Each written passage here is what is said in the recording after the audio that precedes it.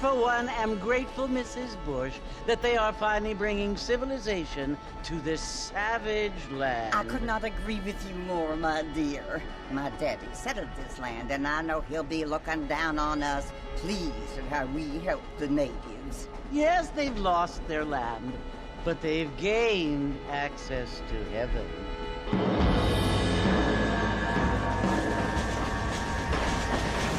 But, Father, do you mean unless an innocent receives communion, they're destined to go to hell? That hardly seems fair. What I mean to say, Jenny, is that there is a great deal of difference between an innocent and a savage. I never thought of it that way. Yes, they lived like animals, but they're happier now.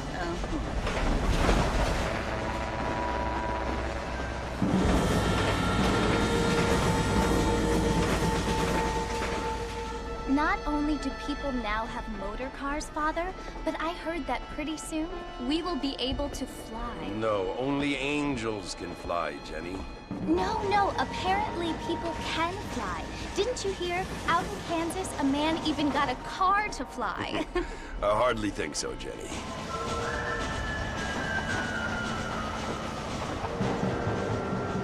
Apparently, Mr. Johns wants to run for governor, which is why he's so concerned with cleaning up the state. Nate Johns. Yes. His family is nothing but hillbilly trash that came here after the war. I don't want to be judgmental, but this state should not be ruled by such a disgusting family. A family without class. Apparently. The Johns family have made a lot of money, and he has a lot of friends in politics. Mrs. Bush, money isn't everything. There are many things that money cannot buy. It seems that money can buy voters, though.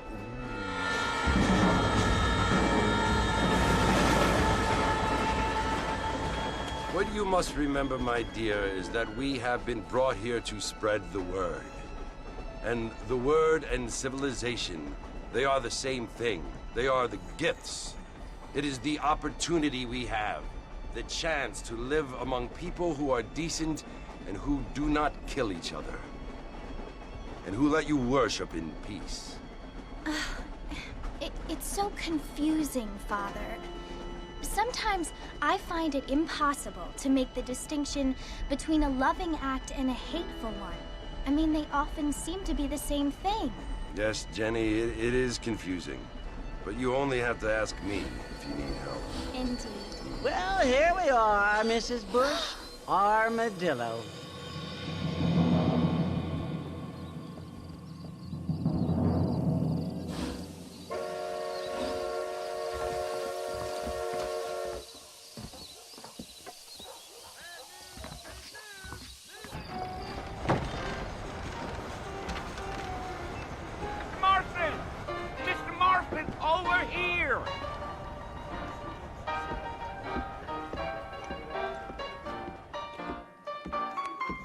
You must be John Marston.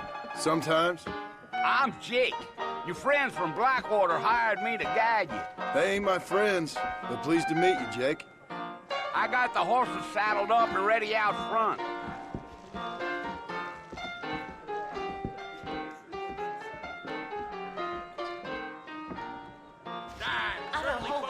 Fine, doesn't it?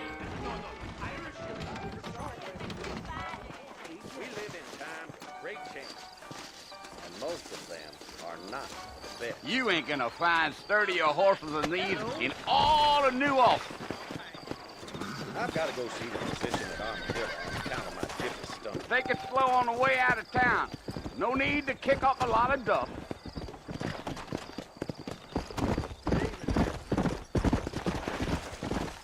Whoa now. Whoa, whoa!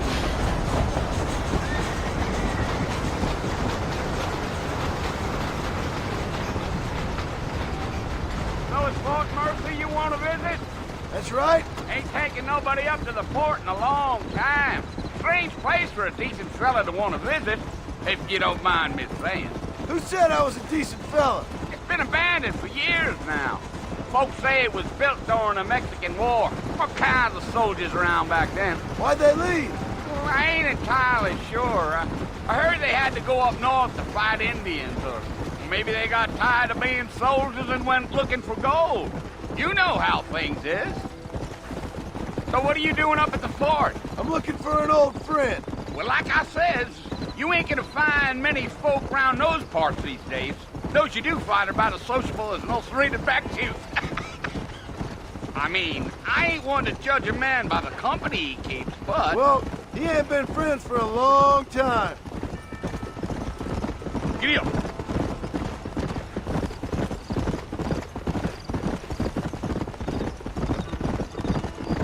Are you planning on spending any time in Armadillo, Mr. Marston? I doubt it. I ain't planning on staying very long. Well, if you're fixing for some female company, you can do a lot worse than Armadillo. Fine as cream gravy they are. Not like Thieves Landing. Dang, those girls ain't even fit for a drinking man to hole up with. I'm a married man, I'm afraid. Ain't we all?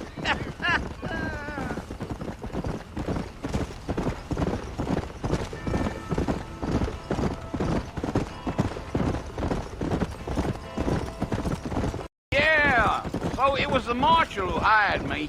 Lee Johnson, do you know him? I think I heard his name. Says he got a telegram from some Blackwater big bugs asking for a guide. I guess it's none of my business. That's right.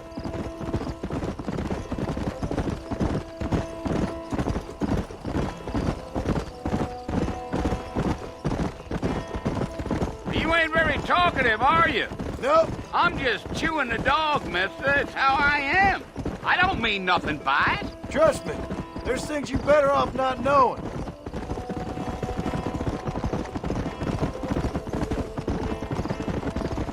Damn coyotes.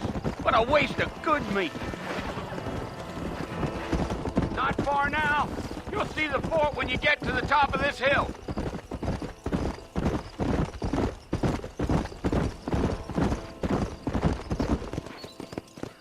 Whoa there. Listen, mister. This here is what's left of Fort Mercer. Some gang rode in and took the place over.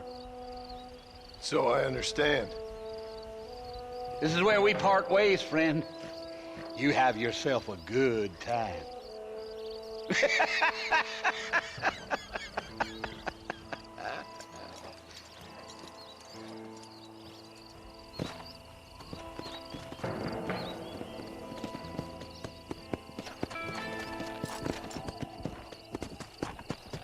Let's go.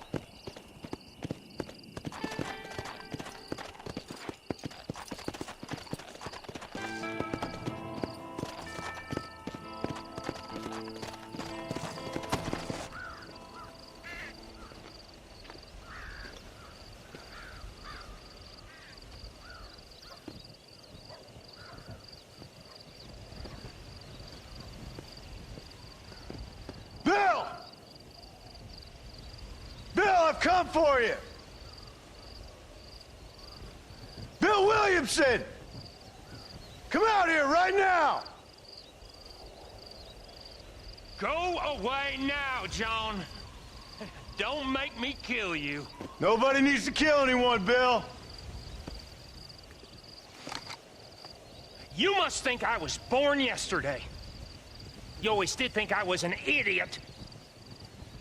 That ain't fair, Bill. You were as my brother. I've come to try to save you. Oh. Do I look like I need saving? Bill, please. They want to kill us all. I can help you.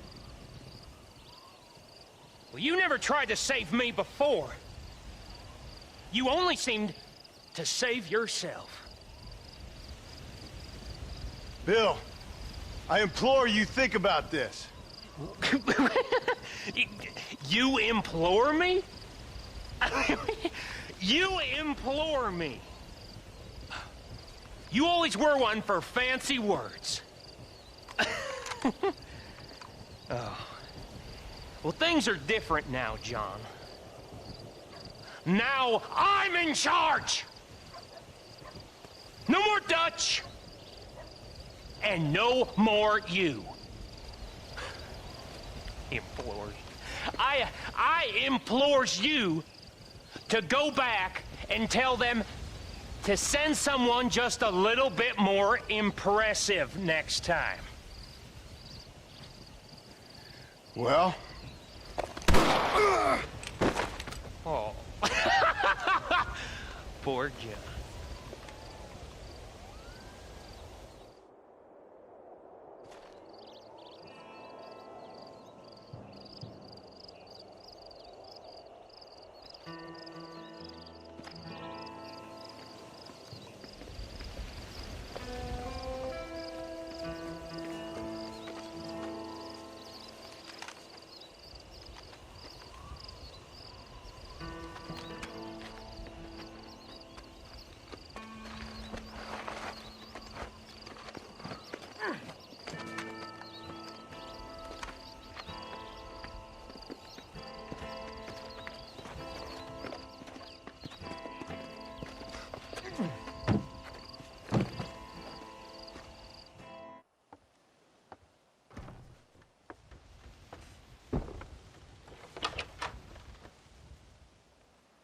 Well, you're alive. So it would seem. So, how do you feel? I don't know the polite word for it. I do. Stupid is the word we use around here. What were you doing? I was doing something stupid. Well, you'll be okay. Once you didn't die, the doctor said you'd be fine. He got the bullets out a couple days ago. Good. It cost us $15. I'm sorry, madam. Should have left me there to die. Did you want to die? I mean, was that it? Was that why you went straight out to Fort Mercer and picked a fight with the worst bandit in the county? To die, Mr.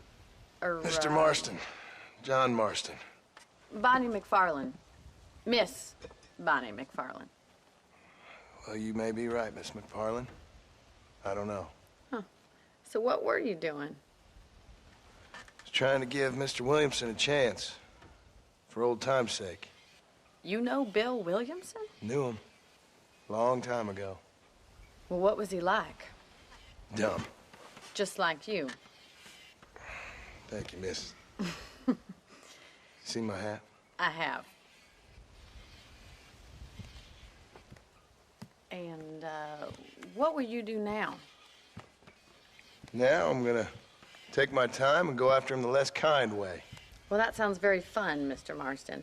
Quite heroic, just like in those penny dreadfuls my brother used to read. Meanwhile, if you'll excuse me, I've got a ranch to run. Of course, if you're feeling better, why not take a ride with me later? Help me patrol the perimeter. You can earn back some of that money we wasted on doctor's bills. Of course. And thank you. For saving my life, I mean.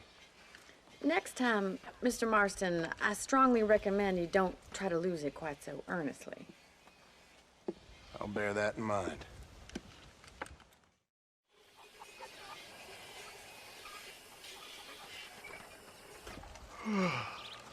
How about a cold drink, Mr. Marston? Thank you, ma'am. Getting shot, then riding a horse seems to take it out of you. I could use a rest. Sure. Come on in. I'll show you the house, and then you can sit for a while. Thank you.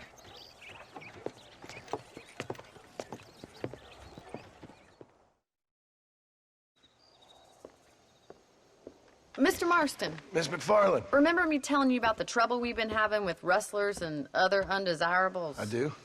Will you help me keep watch on the property line this evening? Sure. I want to see just who is trespassing on our land. This is a fine weapon. Come, let's head out. The country is really beautiful at around this time.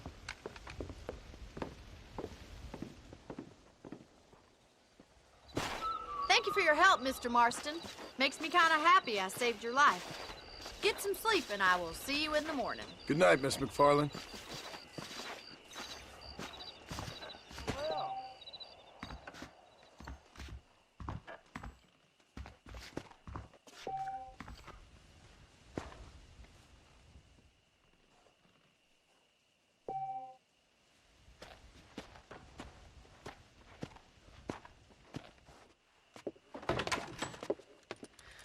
Oh, Mr. Marston. How are you doing today? I'm well, Miss McFarland. Thank you. How are you? Well, I'm fine. Thank you. So, how are your ribs? Fine. A little sore, but apart from a couple extra scars, it'll be as nothing happened. Good. Come in, come in. You know, you never did tell me how you met that Bill Williamson or what you wanted from him. No, miss, I did not. Well, why not, if you don't mind me asking? I certainly don't mind you asking if you don't mind me not telling. See, it's a complicated and somewhat pathetic tale, and by telling you, not only would I be putting your life in danger, but also threatening the lives of some people that I hold very dear. Well, I apologize if I seem to be prying. And I apologize for my reticence. Hope you believe me when I say that it's simply out of respect for you. Of course, Mr. Marston.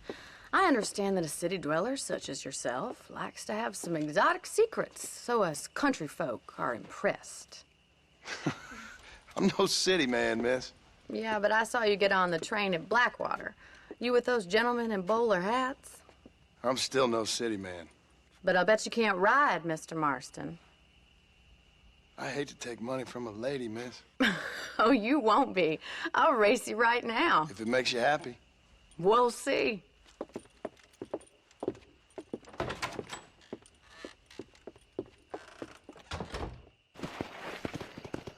On the count of 3. 3, 2, 1, go! I trust you're not gonna be a gentleman about this! You don't know me at all, Miss McFarland. Come on.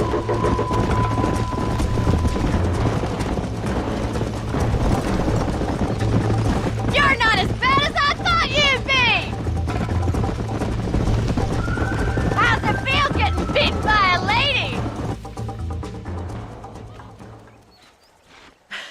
That was fun. Sure. You know, you should go pay the marshal a visit in Armadillo sometime. I'm sure he could help you deal with that nice Mr. Williamson. Yeah, I might just do that, Miss McFarland. You do whatever you think's best, Mr. Marston. Ah, Mr. Marston, how are you? Good, Miss McFarland. How are you? I'm well. Would you mind riding with me to Armadillo? I've got to get some supplies and I could do with the company. Of course. You can take the reins.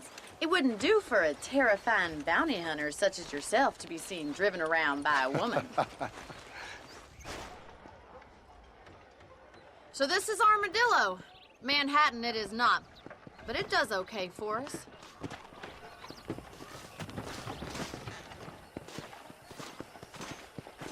Most important thing for you right now is getting yourself into Dr. Johnson's office to purchase some medicine. The first one's on me. Thank you, miss. I'll pay you back. I'm sure you shall. The doc's a good fellow. He saved your life, so be polite to him. Meet me in front of the general store when you're done. Well, thanks for driving me.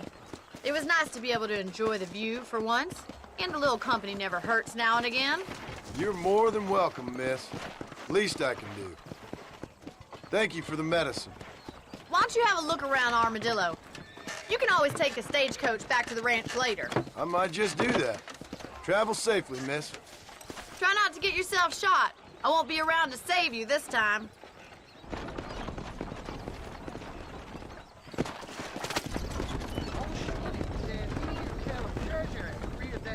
Between the pilgrims.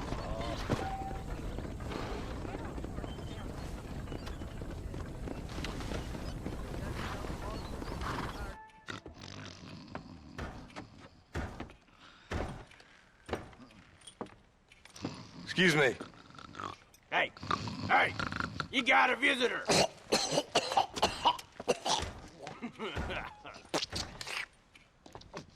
Shut up, you!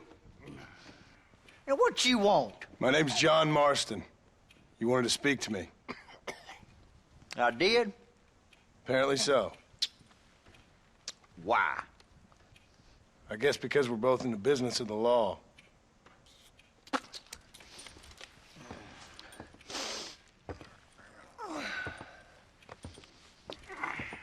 You that fella from the train company? No, I'm from Fort Mercer. Fort Mercer? You them one of them Williamson boys? Calm down. Go on, shoot him, mister. Shoot him. Come on, what, you getting cute with me, boy? What's going on here? I got me one of them Williamson boys. I got me one of them idiots who give marshals a bad name. Jonah, put your gun down.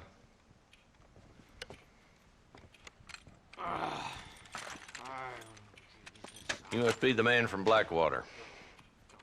Yes, sir. Listen, that dog ain't too bright, but he seems loyal. Jonah, get out of here for a minute. Yes, sir, Mr. Johnson, sir. And you. Oh, I done seen enough of your hide around here, friend. I think there's some school children down the way you can go and frighten. Oh, hardy fucking har. Dickhead. What are you doing here, Mr. Marston? Apart from frightening my deputies. I'm here to capture or kill Bill Williamson. Okay. Can you help me? He's outside my jurisdiction. He's in the next county. Of course, Bill Williamson and his boys have tended to keep themselves away from my town.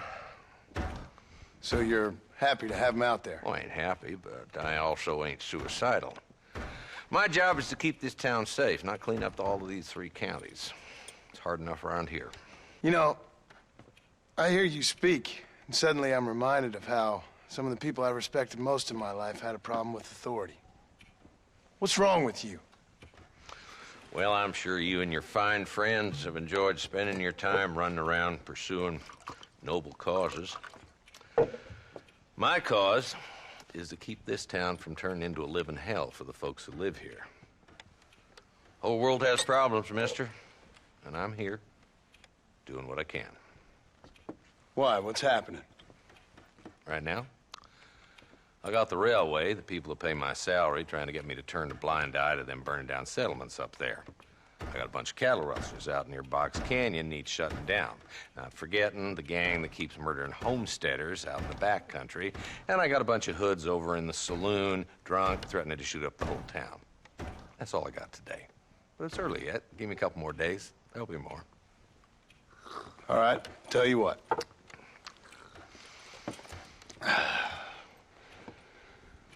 Let's go deal with them hoods in the saloon. Then we'll discuss Williamson. Okay, boy. You're a persistent little cuss, ain't you? Only when things matter.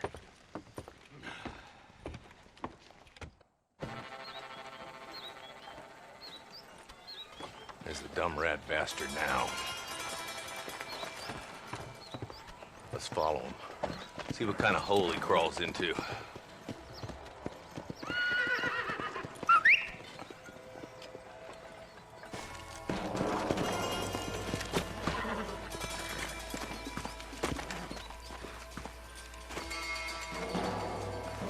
Looks like we got company, boys. Damn! Take cover! We'll work our way up this hill. Not a bad shot, Mr. Marston. Why don't you check in with me next time you're in town? I don't want to be no policeman, Marshal. Nor did I, my friend. I can promise you that. I'll see you soon, Mr. Marston. Yeah. Woo.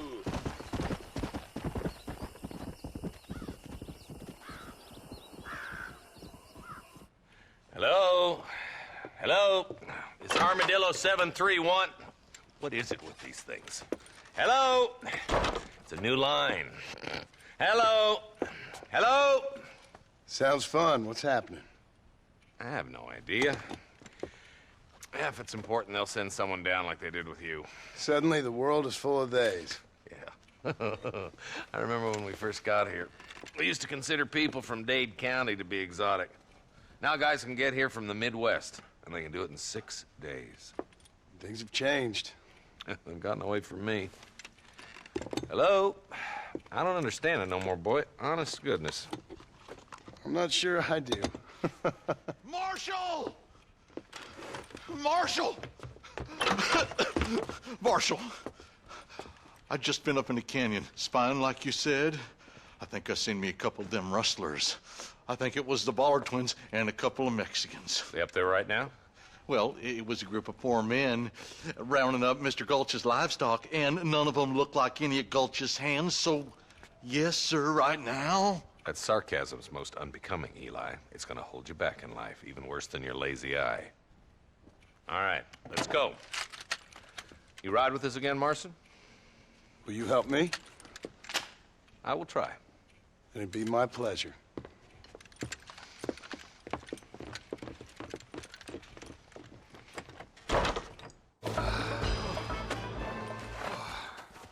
Thanks, Marshal. We're indebted to you with our lives. Just get them cattle back safe. All right. Oh, thank you. Oh, thank you so much. Thank you. Well done, Mr. Marston. Yes, well done. Now, about Williamson. I'll do what I can. You know, as you can see, this country is infested with all manner of scum. Say that again. Well, one other thing, Marston. Mr. Johnson, sir. It's Mr. Wes Dickens. He's missing. Who? Mr. Wes Dickens, the tonics merchant. He was due in town last week. Oh, the narcotic and bat piss salesman who cons housewives out of their money with promises of eternal youth. Yes, him, but I think you're being a little unfair. He's helped a great many of the county, and many of the townsfolk are really missing him. You hear that, Marston? We just butchered a gang of thieves, and the town is up in arms about a missing snake oil merchant. I am so glad to be serving such a wise and respectable people. Come on, Eli.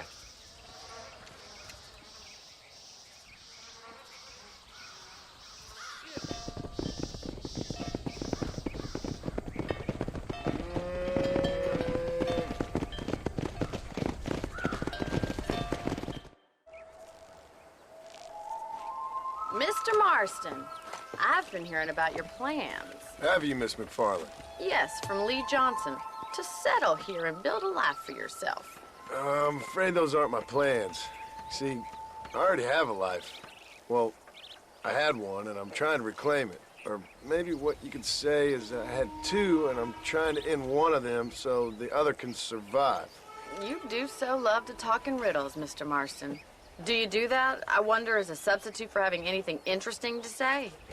Probably, Miss McFarland. Oh, call me Bonnie, you fool. Call me Bonnie. Miss McFarland, I'm married. I have a son. I had a daughter, but she died. Years before that, I rode in a gang. We robbed banks, trains, held people ransom. We killed people we didn't like. Bill Williamson was in that gang. Now, if I don't capture my former brother in arms, great harm will befall my family. Now, I don't suppose any of this is very interesting to you, but I hope it explains why I wasn't so eager to talk about it. No, I do understand. I had no idea. You poor man. Even in this new country, memories don't really fade. My father was an illiterate Scot born on the boat into New York. He never saw his homeland, but to hear him talk about it, you'd imagine he only ever ate haggis and wore a kilt. And he hated the English for what they had done to his great-grandparents that he'd never met. People don't forget. Nothing gets forgiven. That's true, especially when it comes to money. And you know, even now, after all his labors, my father's debts are still terrible. I worry every day about us losing the ranch. It would kill him. My father died when I was 8 years old. His eyes were, well, let's just say he was blinded in a bar fight south of Chicago. My mother died during childbirth. She was a prostitute and he was her, well, I don't know what he was. So I was sent off to an orphanage and ran away and fell in with a gang. My word. What a difficult life you've lived. The leader of the gang taught me how to read, taught me how to see all that was good in the world. He was a great man in a way. But you killed people. Sure. And I've suffered for it. And that's the life I left, or tried to leave. Said too much, Bonnie. I'm an uneducated killer, sent here to do all I can do well.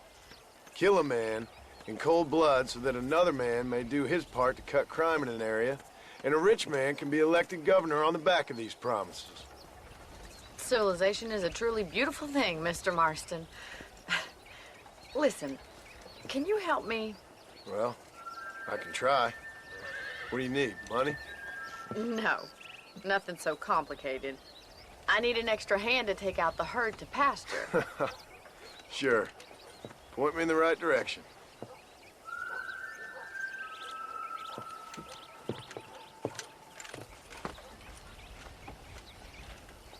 Nearly down, Mr. Marston!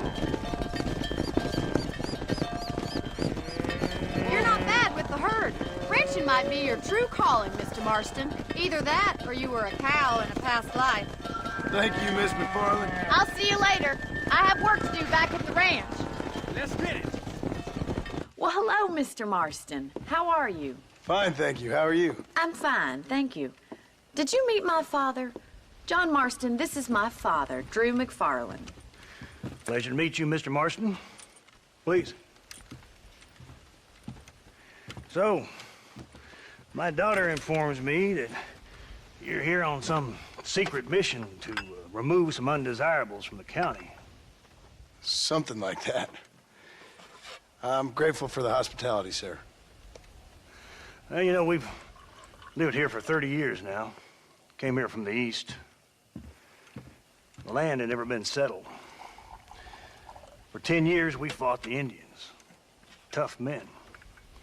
Then we had outlaws, and we had drought, and we had smallpox, terrible winters, cholera. I buried more of my children than I raised. Sorry to hear that, sir. I've seen strong men wither and die under that unforgiving sun. That whole herds of cattle take sick and die. But I've never once doubted my life here. No, sir. When I hear about this so-called federal government sending out agents to covertly murder and control people, then I start to worry. I mean, yeah, all right, Williamson is a menace, and men like him are the plague. But isn't a government agent a worse menace? And all that symbolizes, I mean. You may be right, sir. Well, you're a brave man. You're always going to be welcome here. But you tell your friends out east that we don't want to live like that out here. Sneaking around and spying and secret missions. Right? It's preposterous. Trust me, sir. I agree with you. Good. Good. Well, we won't insult you any further. Come on, Bonnie, we got things to do. Mr. Marston, do you want to join us? It's Daddy's favorite pastime. Apart from political discourse, that is. What is? Breaking in horses. Come on. I hear you're a pretty decent rider. For a city dweller, that is.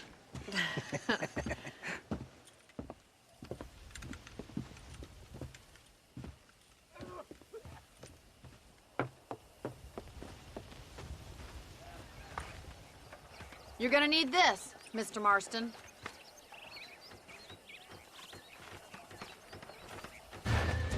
Well done, Mr. Marston. These are fine horses. Hey, Bonnie, Amos was saying some horses been spotted somewhere outside of Armadillo. Let's go, Mr. Marston. We can really do with those horses.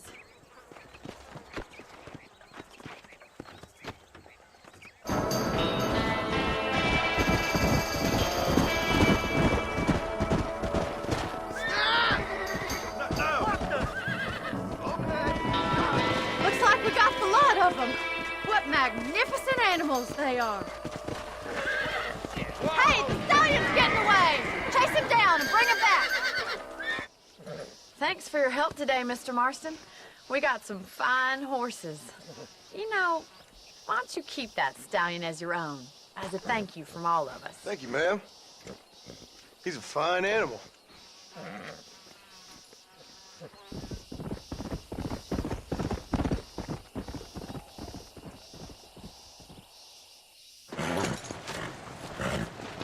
Come on, let's go! Amos! Get him in there! Come on! Amos! Hey, miss. I got most of the horses secure and the chicken. Well, thank you, Amos, but it's the herd I'm worried about. I know, they're scattered all over the valley and beyond. The weather is coming in real fast. So what do you suggest, Amos? We leave the herd out there to be scattered by the storm and ourselves left here to die without a livelihood? Can I help? No, miss. If the men get caught out in that storm, they're gonna die. And if we lose our herd, we'll all die, you stupid man. Doesn't sound like we're left with much of a choice then. Come on, Amos. Round up your men. Let's get the herd. Dang. Go.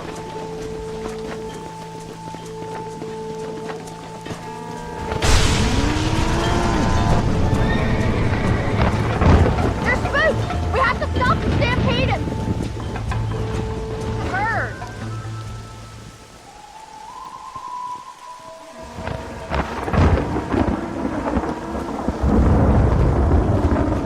You saved the herd back there.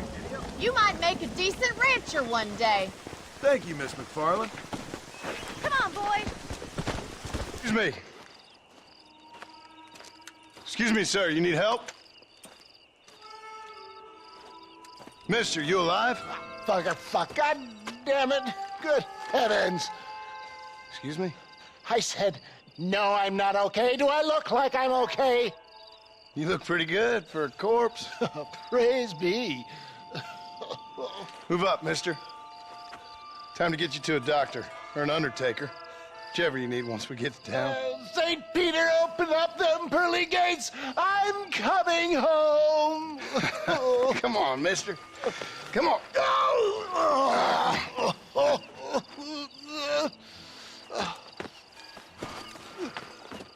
Hurry, sir. I'm bleeding like a badly butchered hog. You'll be fine.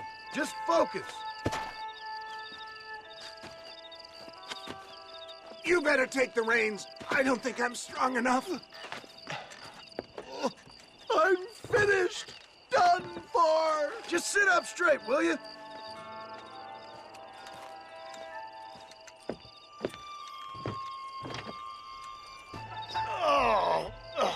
Where the devil are we?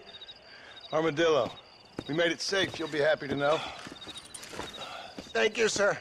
Thank you. You're a gentleman and a true man of honor. Coming from you, I doubt that means much, but I appreciate the civility. I owe you, sir. And I always pay my debts.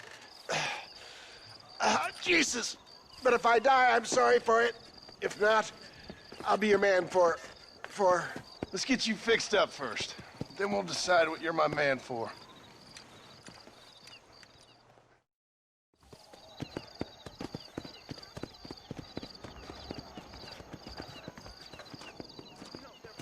And I can tell you with no uncertainty that miracle cures are no laughing matter. I bid you good day, sir.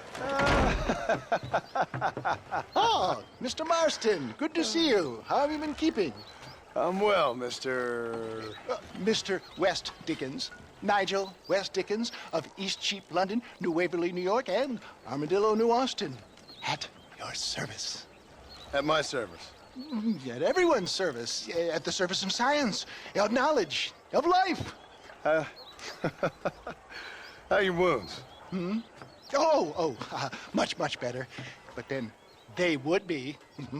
Would be? I know a cure for all ailments, Mr. Marston. Ah, I'm sure you do. And I'm sure for just $2 an ounce, I could live forever. Oh, but for you, sir, I'd do a bulk discount rate of $1.95 an ounce. As long as you buy 100 ounces or more. That's a lot of immortality. Give it up, old man. That's Mr. West Dickens to you, boy. Give it up, old man. Listen, Marston, I'm broke. But this stuff is good. It works. I need a healthy young man like you. Come along, let's ride over to my newest customer at Ridgewood, and I'll explain while we go. Okay. Best you alight here, dear boy, so no one sees us arriving together. See you shortly, and remember, showmanship. Friends, hard-working souls of Cholla Springs, gather round, gather round. Do you suffer from rheumatism, lumbago, acute chronic sciatic, neurologic, or inflammatory pain? Well, I represent the only company that makes the genuine article that cures headache, neuralgia, earache, toothaches, backache, swelling, sprains, sore chests, swelling of the throats, contracted cords and muscles, anxieties and ravaged nerves, stiff joints, wrenches, dislocations, cuts and bruises, and it adds vitality and vigor to the healthy man. But can you prove it, old man? Oh, I'm sure there's some customer here who could prove the qualities of it by taking a drink right now. You, sir, come up here. Step right up.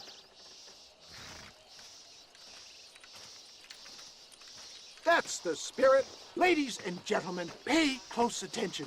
This poor, wretched volunteer, entirely unknown to me, will demonstrate the effects of Dr. West Dickens' own patent tonic. Be you a cowpoke or athlete, this miraculous elixir developed with the wisdom of the East keeps the muscles supple and relaxes the cords. It loosens the joints and gives a feeling of youth and vigor to the whole system. Not possible, I hear you say. Well, doubt no longer. Faith can move mountains, but I ask not for faith. I am a man of science, and today science will be vindicated. Your eyesight is greatly improved. Is that not so, friend? If you say so. That's right, it is. You heard him. What a good sport you are, sir. Now, gaze over yonder at that porch. If you squint, you may just be able to make out the skull that's hanging there. Go ahead, friend. Shoot that skull and demonstrate the miraculous eyesight you now possess. Shoot it now! Remarkable!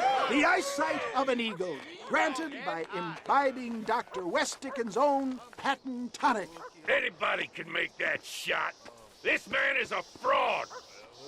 If your eye's so damn sharp, why don't you try shooting my hat out of the air? My friends, our test case has been challenged to shoot a gentleman's hat out of the sky above our heads. You can fool these people, but you ain't fooling me. Right. Let's just see how sharp you is with a moving target. Have you ever seen such an eye? Behold the power of the elixir, plucked out of the sky. Hey! Hey! What? You think you can put a hole in a man's hat and just walk away, do you? Well, it don't work like that around here, mister. Come on! Are you a man or not? A challenge of battle has been offered to our volunteer. There it is, skeptics and dissenters, irrefutable proof. Do not let this opportunity pass you by. Look, he's over there. Go get him. This ends now. Watch out, he's got a gun. Who the hell do you think you are? You ain't leaving here alive. Marvelous shot, dear boy. The kind of deadly accuracy that can only be afforded by the West Dickens elixir. Come, I have plenty for all. You'll be fine. Get out of my way. Hey, where are you going? I want a bottle. Get me a bottle, please. One of them, right here. No harm in trying one bottle, I suppose. Well, I think that went kind of well, don't you? I'm just glad that my normal job involves either chasing after cattle or murderers. Not the likes of you, mister. Don't be like that. Now, if you'll excuse me, I'd like to say my goodbyes, head on back to the real world. Wait, sir. I've been thinking about your predicament, and I think I may have an idea. I've been thinking I could be your cunning Odysseus. Beware of the Greeks bearing gifts, sir. Williamson had better beware. We will make them into Trojans. I don't rightly get you. I want you to go and see my old friend Seth. He can come across as a little curious, but I'm sure you two will get on. He's most often found at Coots Chapel. He's very devout. Why see him? Because between him and me, we can get those gates to open for you, and you can walk right in, just like in Homer's great Trojan yarn!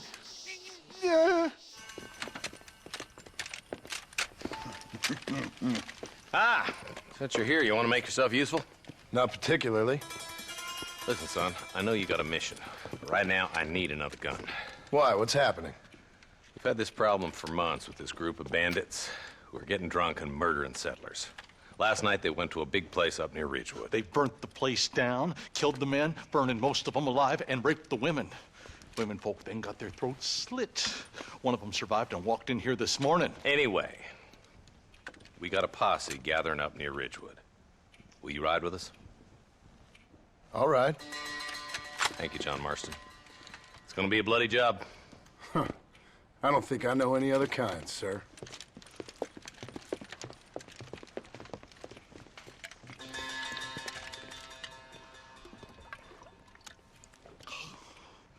Hey, wait up! Ain't no survivors here, Marshal!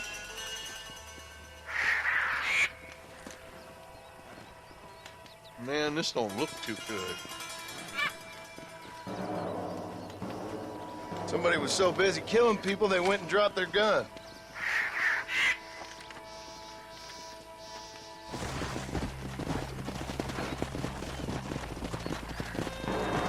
Man, more dead bodies. And the fire's still smoking. Those scumbags must still be around. Come on!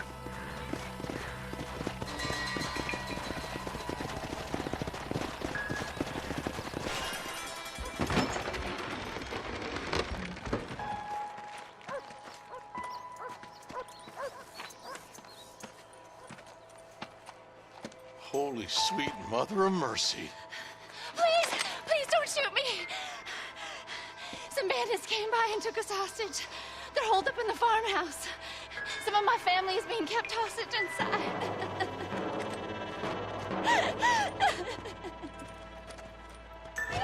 Some folk tried escaping to the south, but then some robbers started chasing them down like wild dogs. I thought you were supposed to protect us, Marshal. You folk ain't men. You ain't nothing. You're just some man on a government payroll taking money that the rest of us have to pay for with our lives. What is wrong with this country? Not up, men. The man that kills the boss of that bunch gets $50.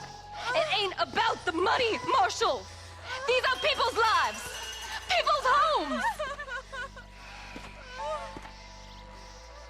Oh, now. You just walk away now, John. I didn't kill you before, but I sure as shit will now. Get yourself down here, Bill. You know you ain't man enough to stop me. You know I don't want to kill you, but I will. You always did have a high opinion of yourself, John. Dutch always said you were an arrogant son of a bitch. I guess he was about right. Get him, boys! Everybody, take cover! In that shed!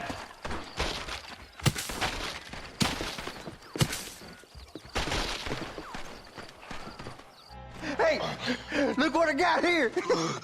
There's something that you're still breathing. Come here, boy. Come on, Bessie. Give. Oh. Norman Deek. Fuck! Nice to see you again, buddy. Thanks for your help, John. Norman here is going to help us get to Bill. Ain't you, Norman? Thank you, Mr. Dick. Mighty kind. Fuck you! Hog time. Let's get him to jail.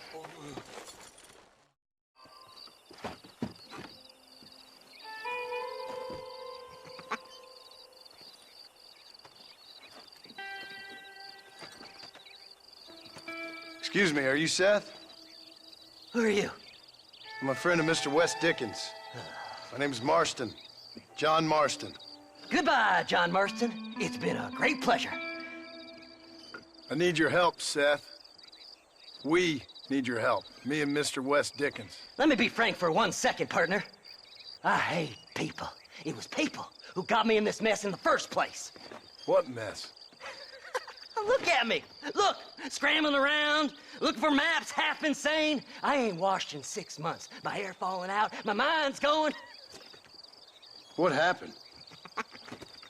What happened? My partner. He stole half my map. I never would have done that to him. Never. Look at me. Who did this to you? My partner. My boy, my man. Moses Ford. I don't have the facility to tell you what I would have done for that man. And what I would do to him now. Why? Because he stole half my goddamn map. And what map's that, then? The map, partner.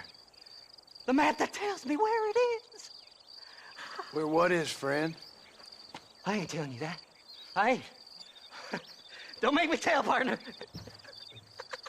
It's mine. It's mine, all mine. Sure. And where's this Moses now?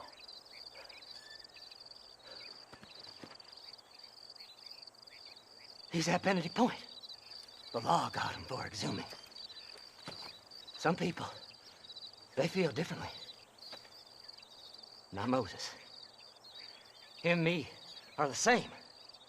The self-same. Well, come on, Seth. Let's go see Moses, get you your map back. Then maybe you'll help me.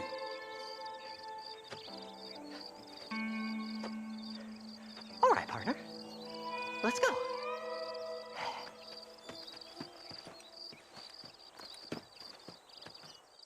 All right, this is it. Let's stop here a moment and come up with a plan. As far as I know, Moses is being held in that shack. There's a couple of deputies keeping guard outside. Can you distract him so I can sneak in for a quick parlay with that son of a bitch? I'm sure I can think of something.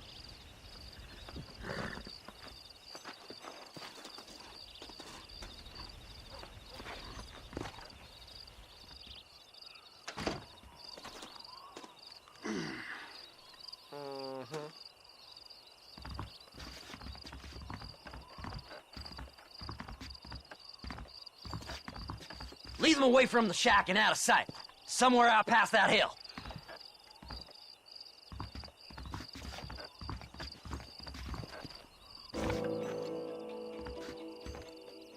Good job getting rid of them clowns. Now keep an eye out in case they come back. Moses? Oh, Moses! You got a visitor! Oh, my God, Seth. They arrested me. It weren't my fault. Ah! Get the hell away from me! Get that slippery bastard! I need him alive, though! Let me go! I'm begging you!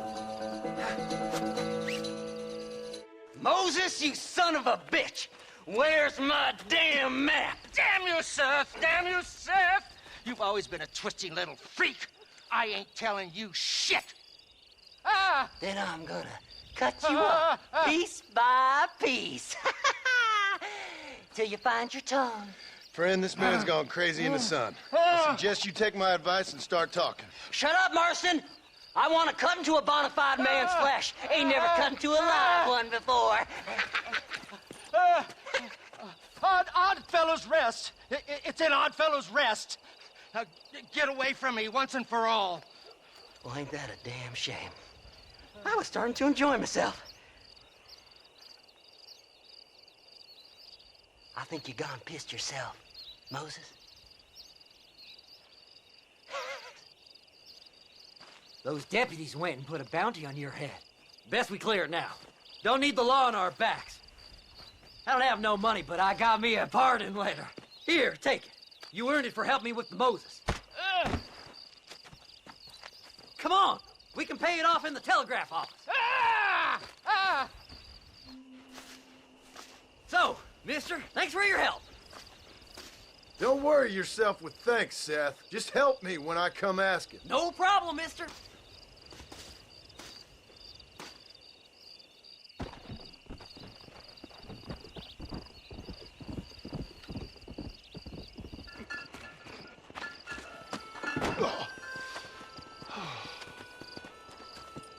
Mr. Marston, how are you, sir? I'm all right. I met up with your friend, Seth. Oh, Seth of the Dead. Yes, interesting fellow. You don't meet many men these days with the moral fortitude to cut straight to the chase like that, do you? Thankfully not, Mr. West Dickens. Yes, contemporary society is remarkably harsh on professional exhumers. But did you know that in ancient Egypt, it was an art form valued more highly than literature? I believe Seth comes from that school of thought. How very interesting. Look, you thought any more about our plan? Your plan, dear boy, your plan. I am merely the help, not mercifully the arbiter of wisdom. What you are, dear boy, is the man whose life I've saved twice now. A man who sells lies and deceit to unwitting people. A man who, if he doesn't help me, I won't think twice about putting a bullet through his skull and feeding to the vultures myself. You see, Mr. Marston, you have the exterior of a violent man, but the soul of an angel, and that is what I think I cherish most about you. That's what I thought. But before we can attend to your particular problems, we need some extra lubricant to oil the machinery of business. And this being America, that lubricant with which we concern ourselves is money. Money? What are you talking about? Oh, we need weapons. Armor plate for the wagon, extra hands, and I need some danger money. So, let's sell some more of these cures. Sell cures? Around here? Do you want to see me lynched? Oh, no. The sport of kings. Racing, my friend. The sport of kings. A noble activity without reproach. Exactly the kind of activity where a lying, cheating degenerate like myself can prosper. But come, let's finish the loading and we'll discuss it as we drive.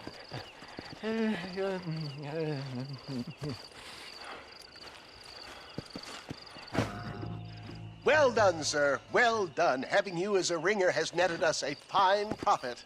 We seem to be wasting time, old man. Oh, patience, my friend.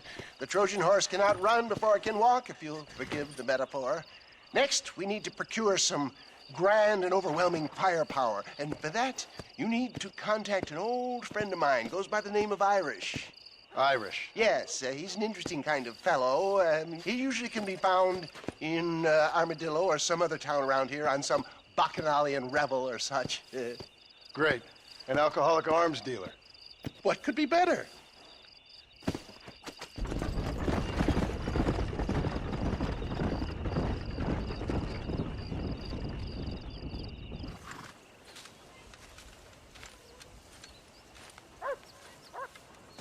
Mr. Marston, sir. John Marston. Mr. Marston, don't be so childish. Come on, sir, I implore you.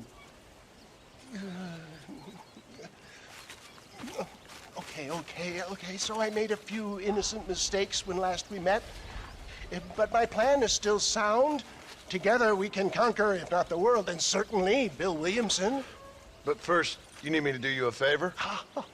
You read my mind. I can only deduce you've been taking my tonic, sir, as instructed. It can give the most ordinary of intelligences a remarkable insight. I'll give you insight.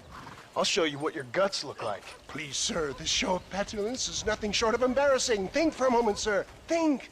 I'm thinking about how much of my time you're wasting. Sir, I am about to do something which I greatly discourage in all wise and rational men. A selfless act for you. But, sir, before I act selflessly, allow me to act selfishly and sell some of my wares. Fair enough. Oh, good, sir. Come, and let's go visit some of our fine friends in the other oil business we have here in Plainview. These men need all the help they can get.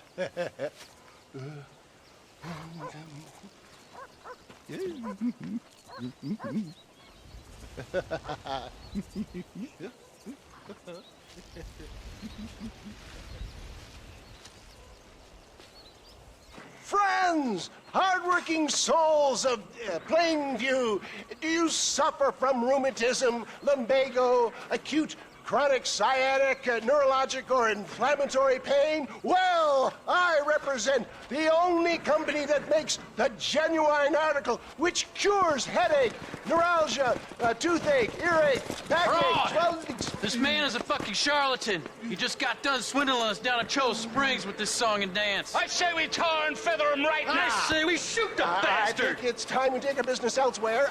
I apologize if science is not your forte. Good day, one and all. It always impresses me with the speed with which a group of men can turn from passive sheep into murderous wolves. I'm impressed with how you nearly got us killed back there. Yes, perhaps we should shelve the tonics business for a period. What say we try our hand at racing again? There's a meet at Rathskeller. You're trying my patience, Mr. West Dickens. Well, I'm sorry, dear boy, but I'm only an aging vendor of exotic elixirs, not the bloody U.S. cavalry. And forgive me if matters take some time to prepare.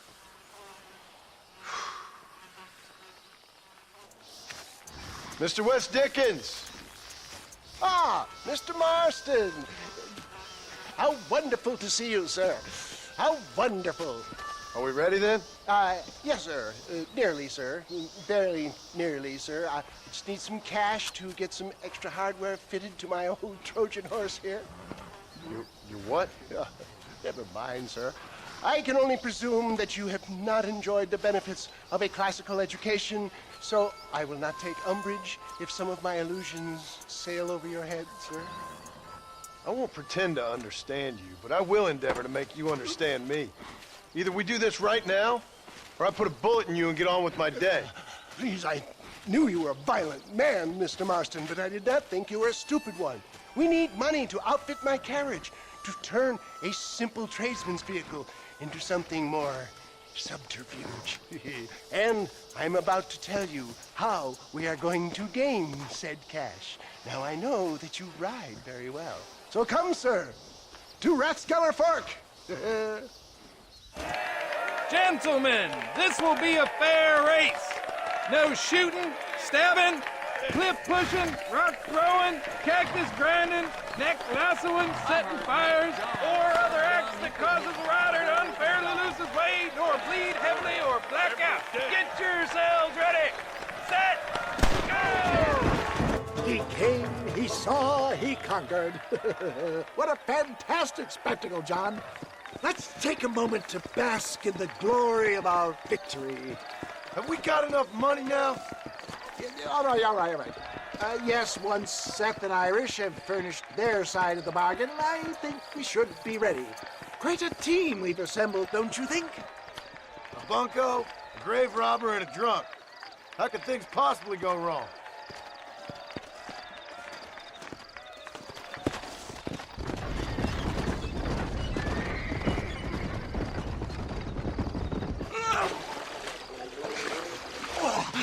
Yes, boyo. You messed up properly this time, didn't you? You little paddy bastard. You thieving McCunt. You got it all wrong, Welsh. All wrong. It was French, I promise. He said he was going to rip you off. Now he's ripping me off. Here, keep on talking there, Irish. In about 15 more seconds, your whole world's gonna turn black. What's up, boys? Fuck off, boyo. This don't concern you. When a man with a sing-song voice tells me to fuck off, it always concerns me, boyo. Look here. This patty bastard stole our guns. Tried to steal our horses. Law's clear on the matter. I never stole nothing, sir. Never did. Not in all my life. That French cunt is playing with the Welshman's tiny and ineffective mind. Hush your mouth. Anyway, you all got horses now. No one needs to die. Leave them be. Who do you think you are, boyo? The bloody cavalry? Your voice is really starting to get on my nerves, boyo. And you're getting on my nerves. Yeah. Mr. Nigel West Dickens said you'd help me locate a machine gun. And since I just saved your life... I can't thank you enough for taking care of those two degenerates. Untrustworthy, poor in personal hygiene, lacking in the finer qualities of a gentleman. What about the gun? It'll be my pleasure. She's magnificent, government issue. It'll be a bit of a ride, but we'll get there soon enough. Follow me, fella.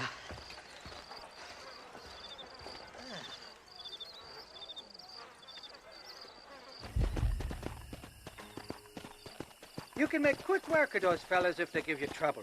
The gun's stored just inside that shack. What about you helping me out? I'll cover you from the ridge. I'm better from long range.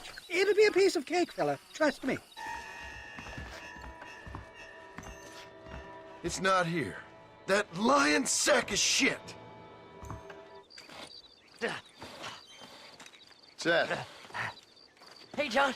Hey, partner. You what you need? Ready to help me? Not quite. Not quite ready. You see, I wasted a bunch of time looking for that last bit of map. And I got to thinking, Moses was a liar. And I imagined myself doing all kinds of unpleasant things to his corpse. And then I realized... Realized you were sick in the head? That you needed to move on with your own limited time on Earth? No, partner. I realized Moses weren't no liar. The issue was Aiden O'Leary, who said he had the body. Aiden died in that flu epidemic, and the bodies weren't even buried yet. Got the body sitting in the back of that wagon behind you? Yes, sir. You're not even gonna wait until they're buried before you... Well, they don't care, do you, boys? Honest folk off to a better place. Apart from that Aiden O'Leary fella, I never liked him. They say he lay with his sister. I don't like women, partner. I don't. Not since Mammy died. Seth, what are you gonna do with those bodies? I'm gonna take them back to a nice quiet spot and look for the map. I needs the map, partner. I needs it. Thanks, mister. I reckon I'll sit here a while trying to figure this out. I'm gonna be rich. When you're done with that, get over to Fort Mercer. I need you inside that place. After I find my treasure, mister.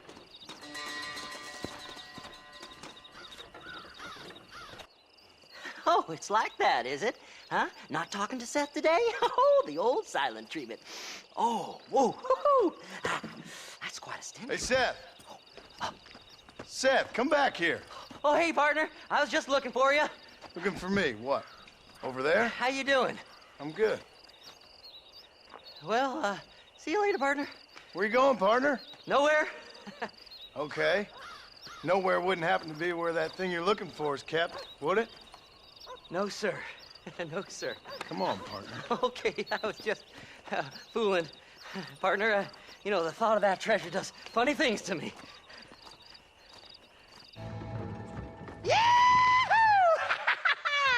Finally, I see the light at the end of this very long, long tunnel. Seth's gonna be rich after all these years. Woo-hoo-hoo! It's silk sheets and Parisian whores from now on, mister.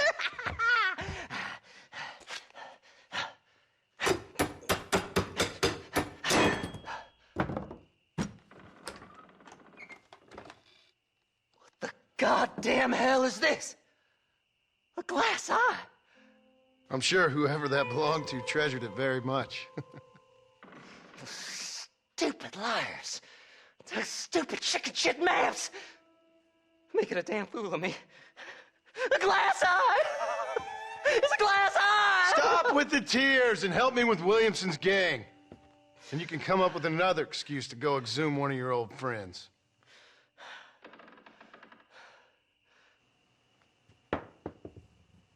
Hunting dead man's treasure ain't done me no favors.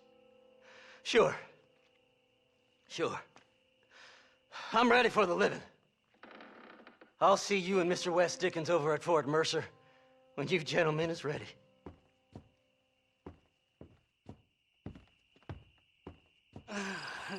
Mighty fine horse that you got there, young lady. I got you. Glad, hungry, Irish, honey. Tie them. Where are you? Oh, who do you want? I see you.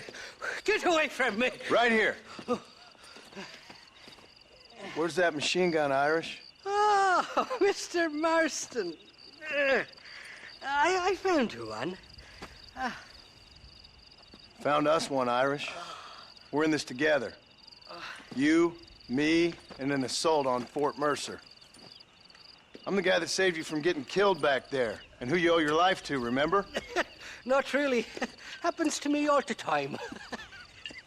You don't want it to happen to you again, do you, Irish? No, friend. I wants to buy you a drink. I wants to tell you how much she means to me, how special you is. And I want to tell you that if you don't produce a Gatling gun within the hour, you'll wish you'd been killed back there. It's the whiskey, sir. It gives me the memory of a newborn babe, as innocent as can be.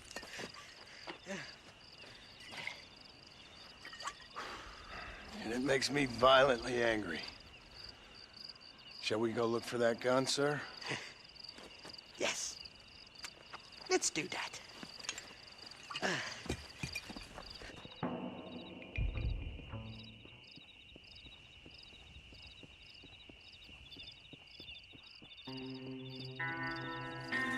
The entrance is plain to see, and there's a shaft them bastards used to haul out heavy ore.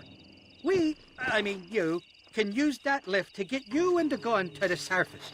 I do it all myself, but the mines play havoc with me sinuses. I'll find us a fine place to hide these horses, and then return with a borrowed flat wagon. I'll meet you at the mouth of the mine shaft. And Irish, I strongly advise you don't run off this time.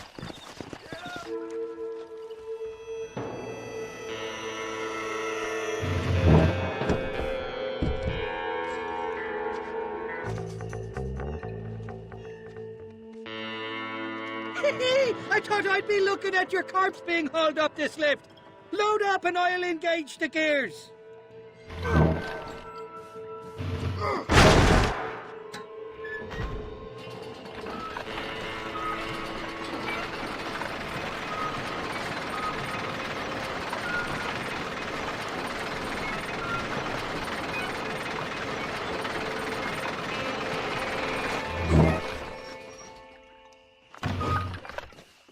There she is. What a beautiful weapon.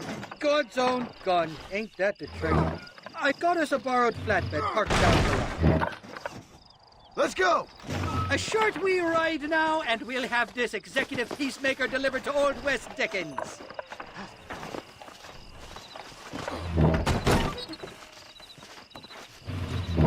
Just make sure it doesn't fall off on the way.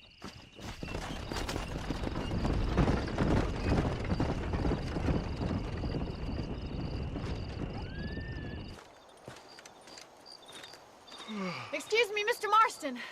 Have you seen my father anywhere? No. He went out this morning to ride the land and was supposed to be back hours ago.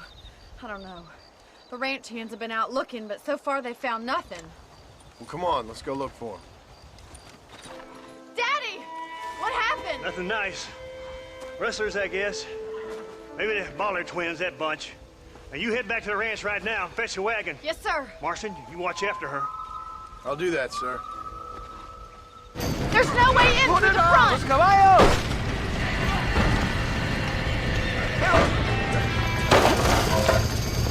Well done. Now let's save the horses. Somebody get them horses out!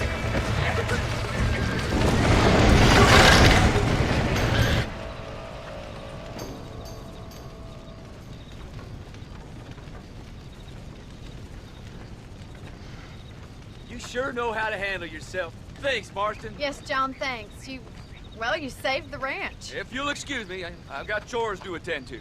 Hey, hold on a second over there. Sincerely, John. Thank you. Well, did all I could, Miss McFarland. Sorry about all the damage. That gang seems to really want you out of here. Yeah, well, my father fought Indians. I scarcely think we're gonna be frightened by some white trash. White trash can be pretty frightening. Well, they don't frighten me.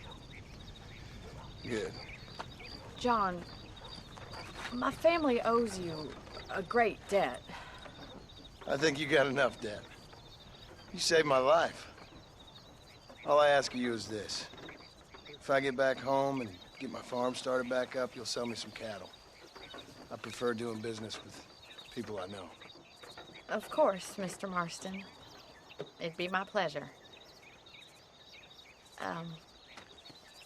Well, you get some rest. I've got to go see how my father's bearing up.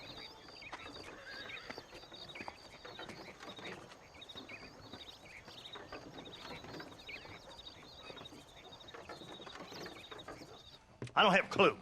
All right, but it's got to be something to do with that government boy. We'll talk to him, find out what he knows. Fucking is. Where is she, Marston? Who? Who? My daughter, you fucking scum. Where's Bonnie? I don't know. I haven't seen her since after the fire. Why? Why? Because she hadn't been seen since yesterday afternoon. I don't think I can cope. If I lose another child... Now, Drew, nobody's lost anything yet. I'm sure she's fine. Oh, Mr. Marshall! Mr. Marshall! Come out, wherever you are! Who the hell's that? Hey, buddy! That'd be your next fucking mayor. Even better! Good day, Mr. McFarland. Get down from that horse, boy, or I'll shoot. I wouldn't recommend that, mister. Not if Drew McFarland wants to see his Bonnie back in one piece. Hey, Mr. McFarland! This is a nice girl you got there. Get out from there! You know, part of me's got to thinking I should just marry her myself. Give her a baby and that. What do you want? That's better. I want Norman Deke. I want him set free. Then you'll get your daughter back, mister. We don't do deals with outlaws, boy. Yeah, you do. Let's not waste each other's time pretending otherwise. Old government themselves ain't much more than a bunch of crooks. This is the land of opportunity, mister. And I'm giving you the opportunity to get your daughter back before 15 friends of mine take out all their anger and their loneliness on her. Where the hell is she? Where is she, boy? Bring Deke up to Tumbleweed in a couple hours. And don't get no funny ideas, or I will slit that horse throat myself. You boys have a pleasant afternoon. Yeah! What do we do? We do as he says. You and me, Marshal. Mr. McFarland, I'll get you your daughter back. I owe her that. Please do.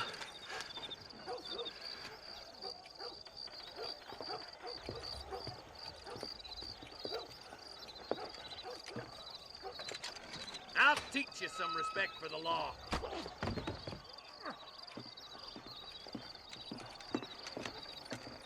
Hurry up, boy. Let's go. Quick as you can, Deputy. Make sure he's tied on good. Stay with me, Marston. I won't let anything happen to her, sir. Easy there. John, you'll be exchanging the prisoner for Bonnie in the middle of town. Keep your eyes open. I sincerely doubt these scum plan to play fair. Fair my ass. You bet. Besides, Norm here's gonna be my shield, ain't you, Norm? It'd be my pleasure. quiet!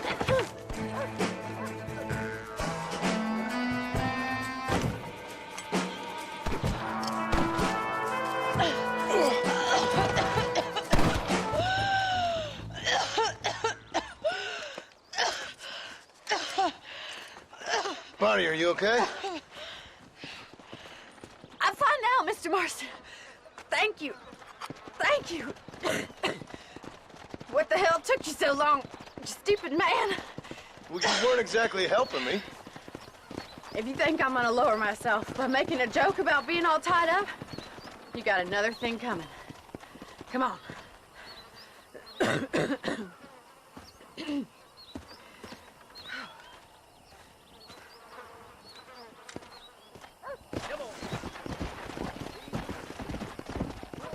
Up, sister.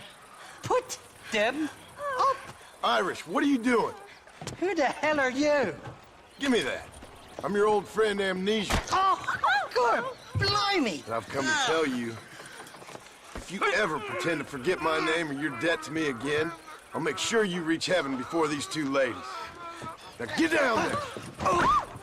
Oh, Mr. Marston. How are you? Ashamed. Ashamed to know you. What the hell's wrong with you, robbing these gentlewomen and ladies of the Lord? I thought they was doxies. Ladies, I'm sorry about this man. He's unfortunately lost his mind to the demon drink. At least I hope he has, and he wasn't this stupid all along. So, please excuse us.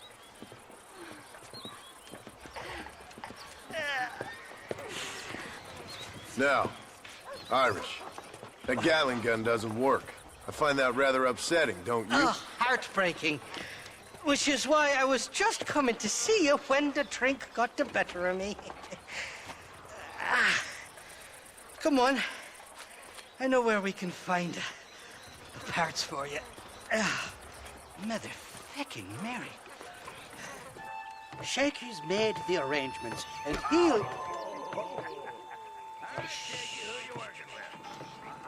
Oh, shite. Sounds like Shaky's only gone and got himself found out. All right. Now all we have to do is find out who you work with. You hear me? Shaky, you wretched fucking son of a whore. Suck my again! Oh! Labor relations don't sound like they're exactly at an all-time high. You sneak in and get poor Shaky loose. I'll go get the wagon. Good luck, Marston. He's a good man, that Shaky.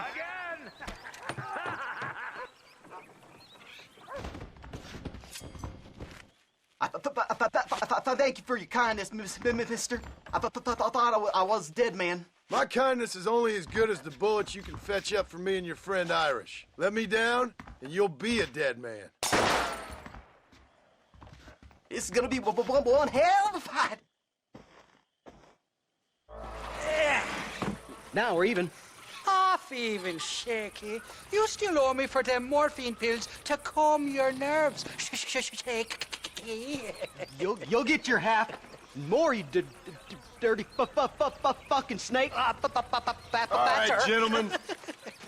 Let's go. Fucking fuck. Oh, my virgin ears. Impressive, Marston. We'll have West Dickens's wagon rigged and ready to go soon enough.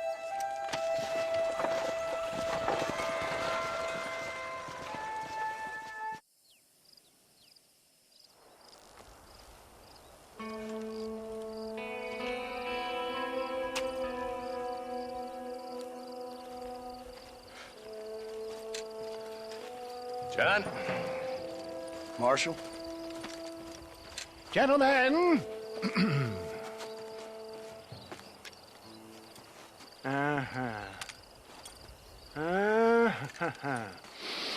It's time. We must go.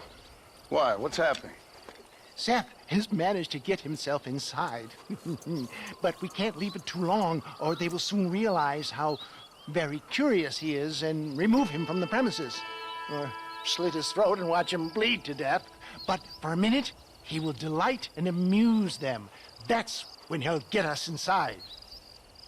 Okay. Marshals of the law, when the shooting starts, take that as your cue to start awarding each other medals. Huh? I mean, take that as a cue to get inside and clean up the mess. Oh. All I care about is Williamson. It is vital we stop him. Agreed. That man is a stone-cold killer. Williamson's a proud fool.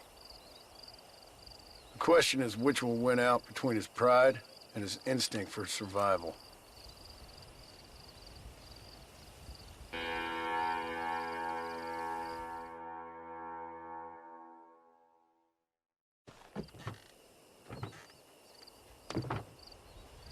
Ensconce yourself in the back of my wagon, John, so that we can make our grand entrance.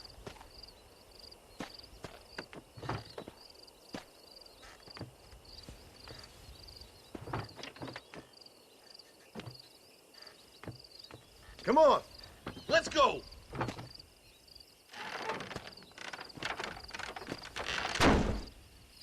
All right, good. Now just stay put till I tell you otherwise. That scoundrel Seth had better not let us down. Once we're inside and I've lulled our adversaries into a false sense of security with some beguiling sales patter, I will give you the signal. What signal?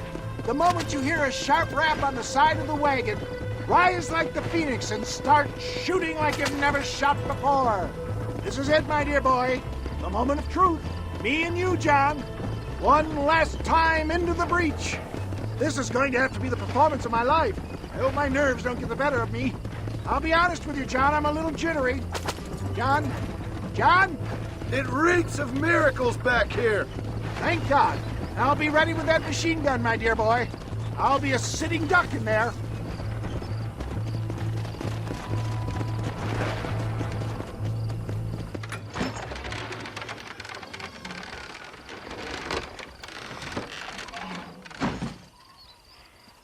Hey there!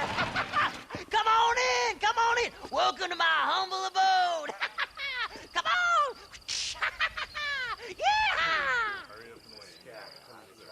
Greetings, my good men. What would you say if I said immortality was at hand? What would you say if I told you I could teach you to fly? What would you say if I told you I could turn a man into a beautiful woman? Impossible, yes, once, but no more. Gentlemen, I bring you wisdom from the East. I have here in this wagon some of the finest goods, the best medicines, and the newest inventions available for you and your families. Exotic trinkets from the far reaches of the earth, elixirs that give vigor and strength. And for you men of physical skill and athletic physique, this miraculous elixir can keep the muscles supple and relax the cords. It loosens the joints and gives a feeling of vigor and freshness to the whole system. Why, some men have reported to me that after drinking it for 1 month, they can chew through steel. What the hell? It's a trap! You're all about to have home footing!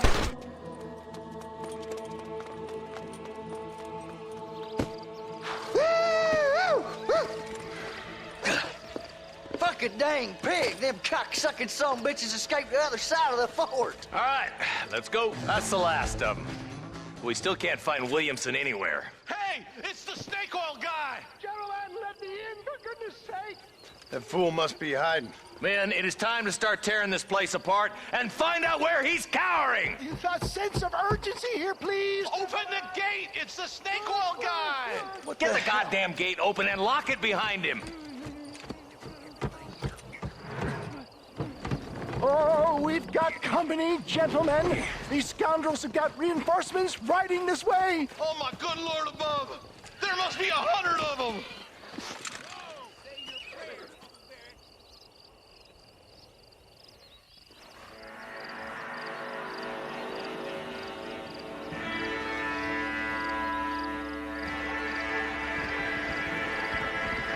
Bill ain't here. We looked everywhere. Hold on! Hold on, I've missed it. Mr. Marston, we got a live one. He says, Bill's already run off to Mexico yesterday morning. You'll never get him. Javier Escuela. He's gone to see Javier Escuela. That should make things interesting. Where in Mexico? How should I know? Oh! Where in Mexico, you little shit? Someplace near Chuparosa, I think he said. That's bandit country. Chupa-feckin' Oh, I'll take you there, John. I'm real popular down there. You just meet me at the ferry. I've got lots of friends down south. I'll see you at the ferry, Irish. And just get me things. I'm sorry about this, John. I guess you'll be heading to Mexico?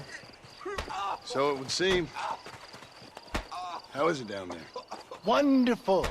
A sweet, peace-loving people with the love of social justice. May you always find coin in your pocket.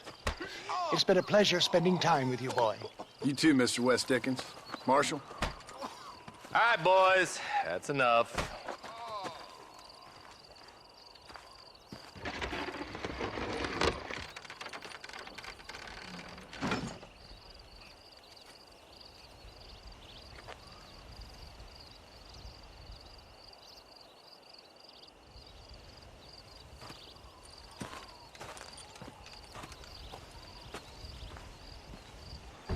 Yes, well, that's what makes you such an interesting fellow, Mr. Irish.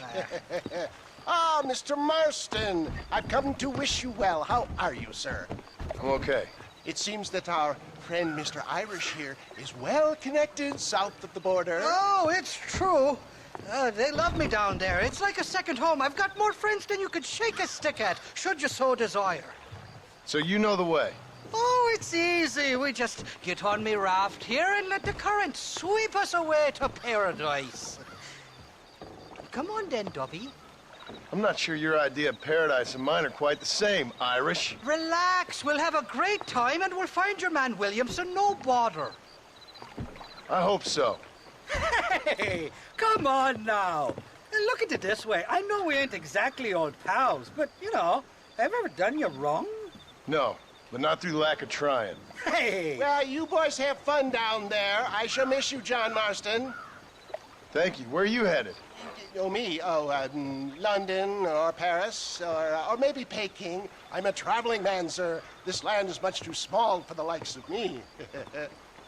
Well, try not to get yourself killed. Oh, well, yes, we men of science are not a very loved bunch in this land of myth and superstition. I'm off to the civilized world where men like myself are revered and given medals. Ha! Have fun. The same to you, sir. The same to you.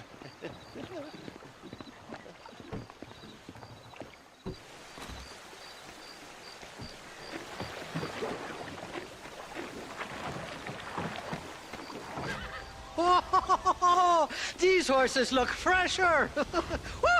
And healthy. Before you degrade these poor fools any further, tell me where I'm headed. Of course, of course. Let me think.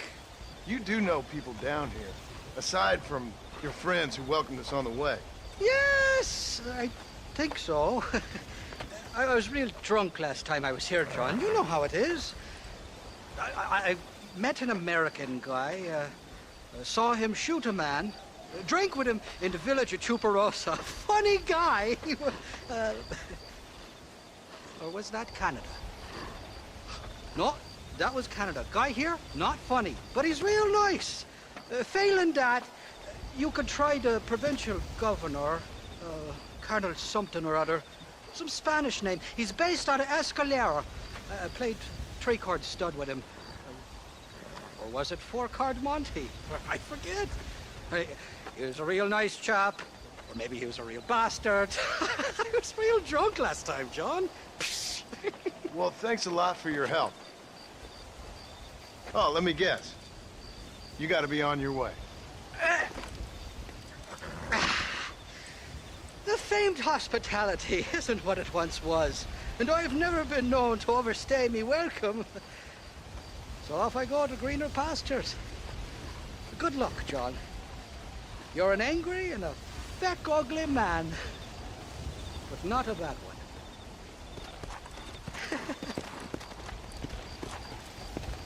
pasó con el otro? No interrumpas, pendejo, la dejé en la casa. Y les digo, de aquí para acá, chingan a su madre. Cállese, güey. Y de aquí para acá, son pendejos.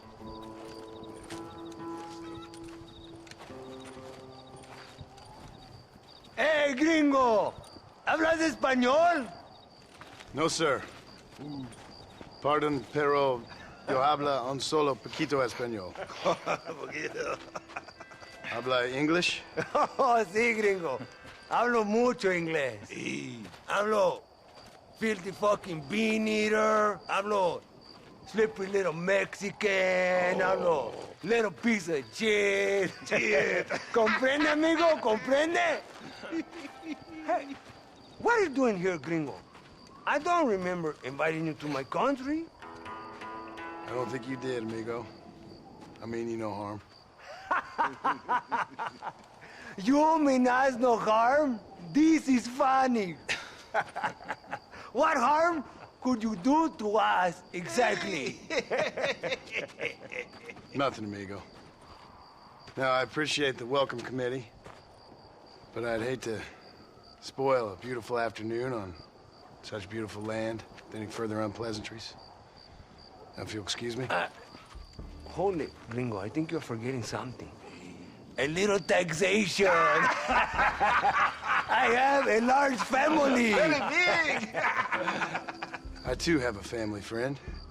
So that we may see our families again, I suggest we part ways amicably.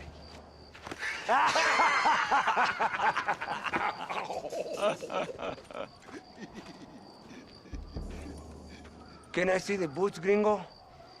I think you can see them from where you're standing just fine, senor. Take off the boots, Americano. As you wish.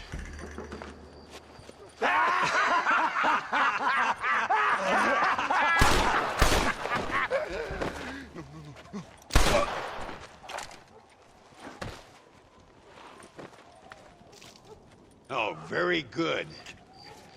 Very good indeed, sir. What a great way to improve border relations. An illiterate farmer crossing the river, coming into their civilization and butchering the local peasants. Thank you very much, sir. Don't mention it, old man. You kill peasants, you become a peasant. I never aspired to be anything more. A socialist, huh? No wonder you left America. I'm many things. Most of them bad. But a man of political principles?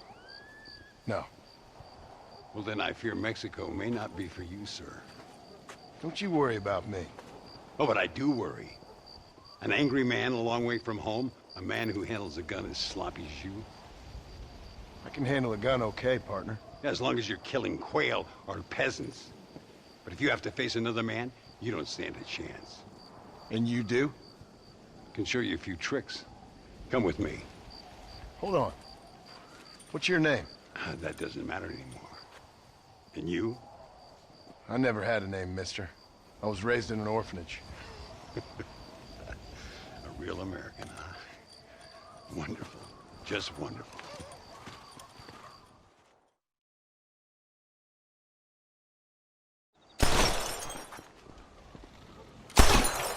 Well, you won't make it in the circus, but you can shoot. Keep on practicing. Thank you, old man.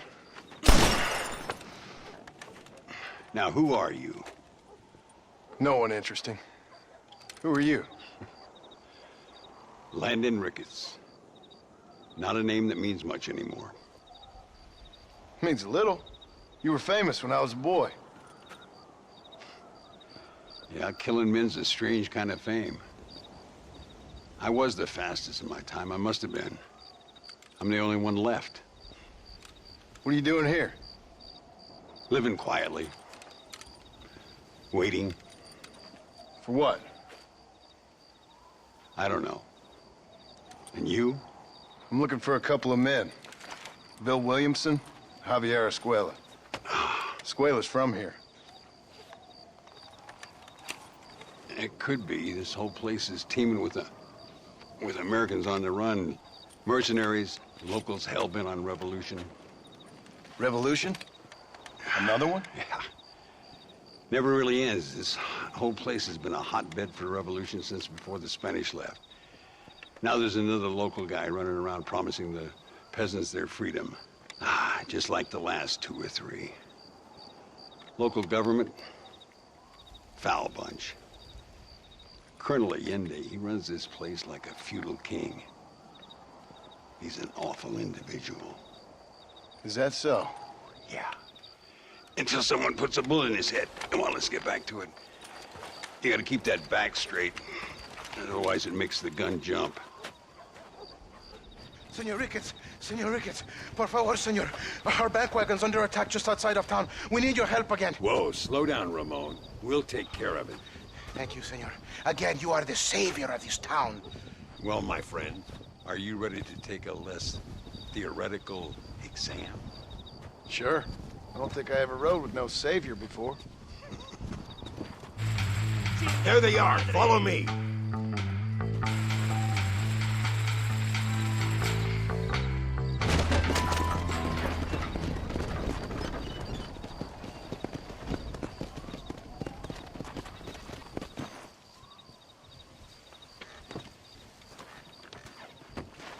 Sano y salvo. Nunca podré agradecer lo suficiente. Buy me a whiskey later, and we'll call things about even. What do you want, gringo? What are you doing here? Have you heard? There's a war going on. My name's John Marston. Been sent here to retrieve a couple of men. Can I speak to your commander? You want to talk to my boss, gringo? I guess. Because I'm not good enough for you? No, sir.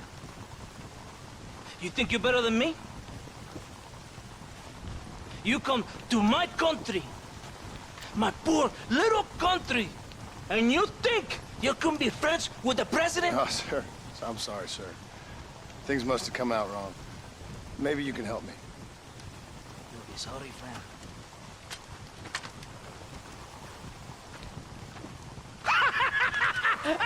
Relax, amigo, relax.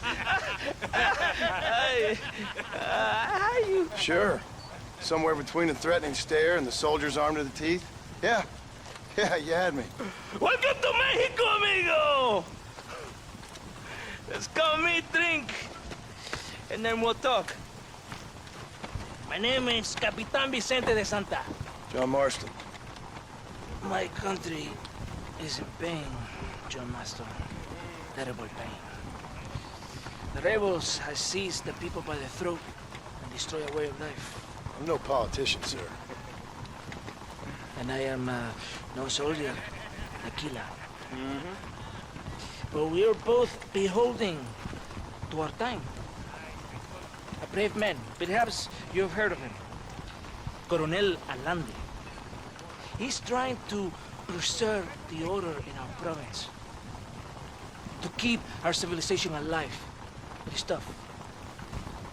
The people are confused and usually swayed. Sometimes in the service of what is right, you gotta do terrible things. It breaks my heart. I also am no moralist, sir. I wish I enjoy your freedoms, Mr. Marston. I'm trying to find a man, an American, an outlaw named Bill Williamson. I believe he came here to seek protection from another outlaw named Javier Escuela. You're no moralist, but you hunt outlaws? So it would seem. You heard anything of these men? I am the government, or what is left of it. Outlaws seek each other. They're possibly hiding with thieves and killers who pose as freedom fighters in the hills around here. They're united under one traitor named Abraham Reyes. Where could I find this Reyes? If I knew, I would be there, hunting him with everything that is true within me. Reyes finds you. Like cholera.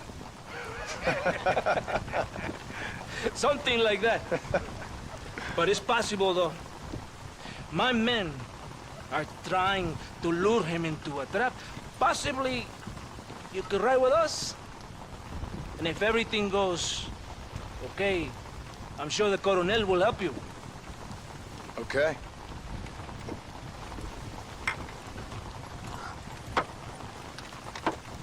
¡Vámonos! Todo bien, compadre? You did a good thing for Mexico today. Coronel Allende will be very pleased.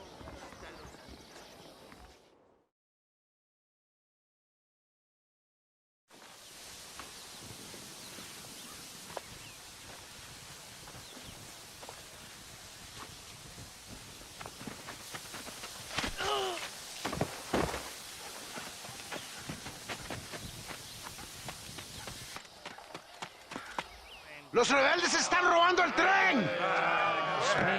¡Levántese, perezoso, que para qué le estoy pagando! Marston, you're gonna have to do something. What? You have to go out there and stop the train before it crosses the bridge. Yeah. ¡Todavía levántese! ¡Usted también! Y allá atrás, muévase. ¿Qué les pasa a usted? ¡Ay, Dios mío, levántese! ¡Ya mismo!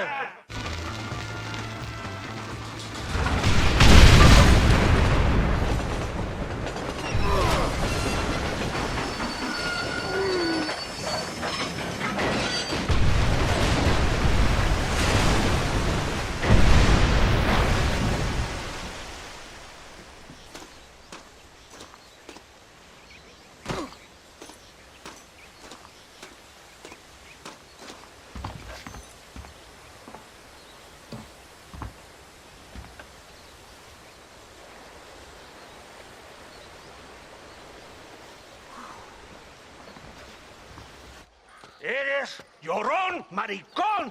Me das asco. Hablas lealtad, pero eres transparente. Estarás aplaudiendo cuando mi cabeza está pelado, ¿verdad? No, mi excelencia. Mis hombres y yo estamos trabajando noche y día por su honor. ¿Honor? ¿Qué eres, un muchacho? Jovencito sin vergüenza. ¿Qué diablos este cabrón? That's the man who helped us defeat Reyes. The man I spoke to you of. A friend of Mexico. Hello, sir. Hola, gringo. So you are the bounty hunter, huh? Have you found your prey yet? No, sir. Perhaps you come to hunt me, huh? Your country loves to make trouble in mine. Perhaps, but it isn't so. Perhaps I should tie you to a horse and let it drag you around town. Or let the dogs fight you, huh? Then see what you say. I'd say the same thing. I'm here to bring two men to justice. Nothing more. Your politics or ideas of entertainment are not my concern. Yeah, I suppose not. Pero son tuyos. Sinceramente, espero que me encontraste alguna compañía más interesante que esa bruja que me traíste anoche. Let me ask you this, sir.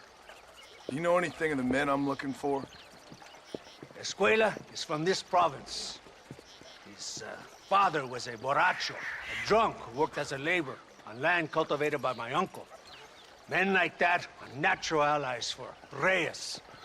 My people have lived and worked here for 100 years. We brought civilization. And these people, these fucking monkeys, despise us. We brought them God! And they turned their back on him. Now I fight to help them from themselves, to save them from themselves. I see in their faces that they would kill me if they could. They see only a tyrant. That is the way it is. These people need a ruler. Well, sorry to hear that. Sorry? Why be sorry? It is a way of mankind. A fight between two forces. Que será, será. What will be, will be. But I know one thing, Senor Marston. Force, force, must be used if you're to have your own way. I'm sure. Now, perhaps you can do me a favor while I find these men for you. After we find the men, then I'll help in any way I can. You are in no position to negotiate. Now, por favor, a bunch of these idiots men are fighting at Tesoro Azul. Now you head there and you lend your support.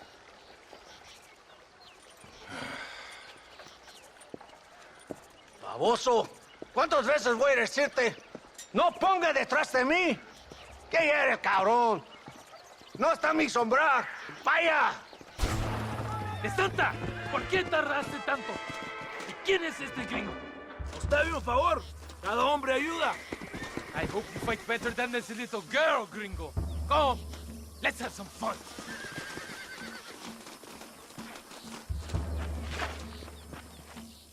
I heard the little horse crying in that house over there. Remember, nobody takes them before Allende. We did all this just to get women for Allende? No, that's just a bonus. This village is riddled with rebels. Make sure they don't have homes to come back to. There are fire bottles over there. Use them to burn down some of these houses. And what makes you think I'd do that? You want to find Javier Escuela, don't you? John, you're helping Mexico. ¡Vámonos, muchachos! ¡Buen trabajo!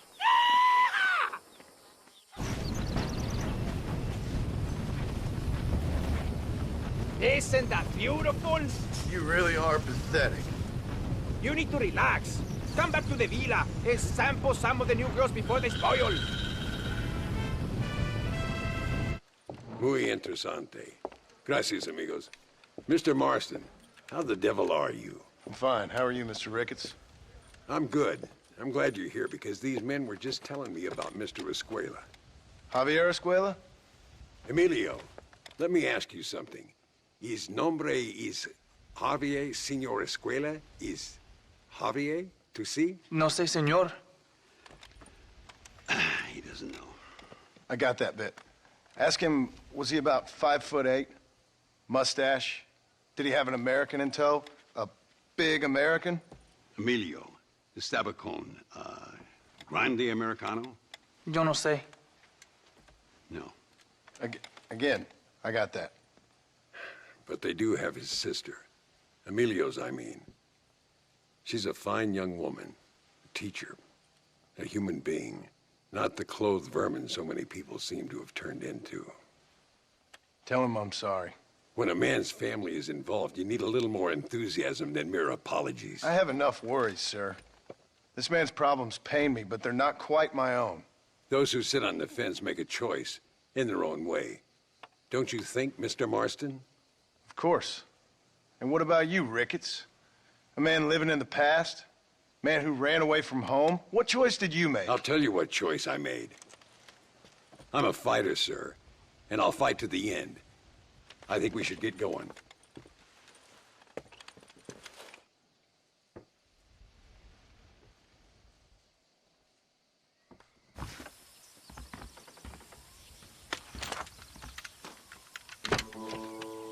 It's the only way to travel, so they keep telling me. We'll get off at Casa Madrugada and ride from there.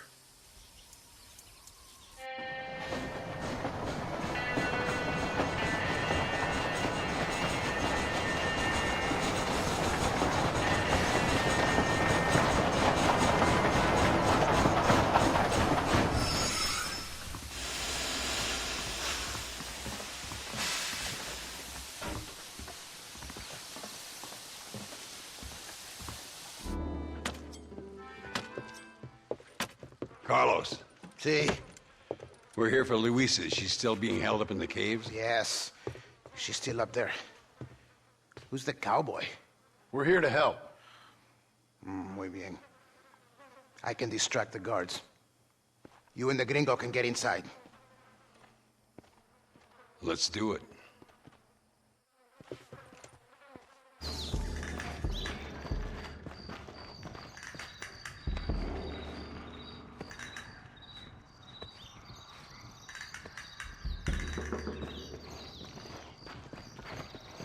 Stand back, damn it!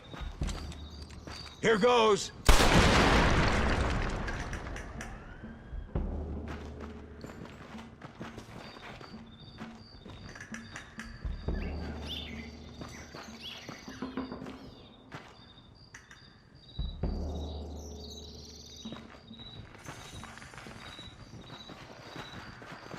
Come on, boy.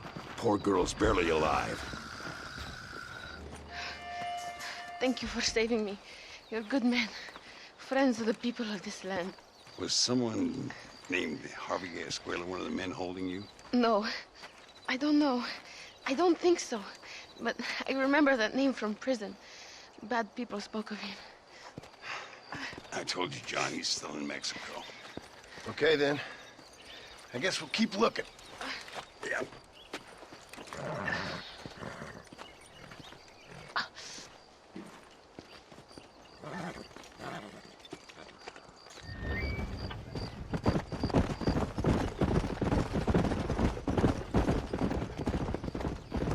Mr. Marston, ride with us. We've been betrayed. What's happened? There's no time. Ride with us. Then we'll find the man you seek. Come. Wake up! We're drawing near to Torquemada.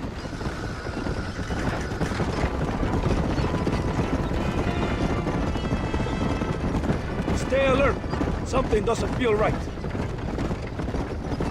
Bravos! Hold them off! We're not... Too close to my liking! You shoot like women!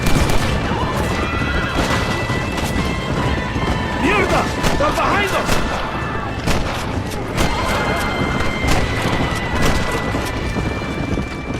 Let's see what mess that idiot Espinosa has made.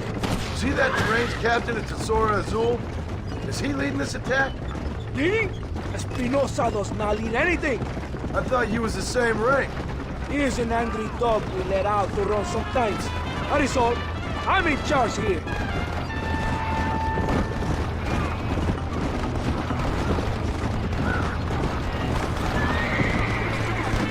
Follow me. We will leave the wagon here. ¿Y dónde carajo están los otros que necesitamos? ¡Nos van a masacrar con estos bocos! La verdad es que tú y tus hombres se habían encargado. Nos atacaron. Cuidado con ese tono de voz. Master, come on. Ignore this stupid. Shut your mouth off his boy! Gringo, take that sniper rifle over there. We have man's work to do.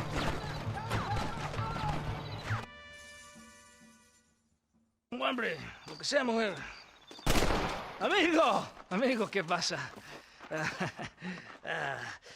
Killer like you deserves fine women and wine. The best pleasures Earth can give a man. I need some information, DeSanta. All in good time.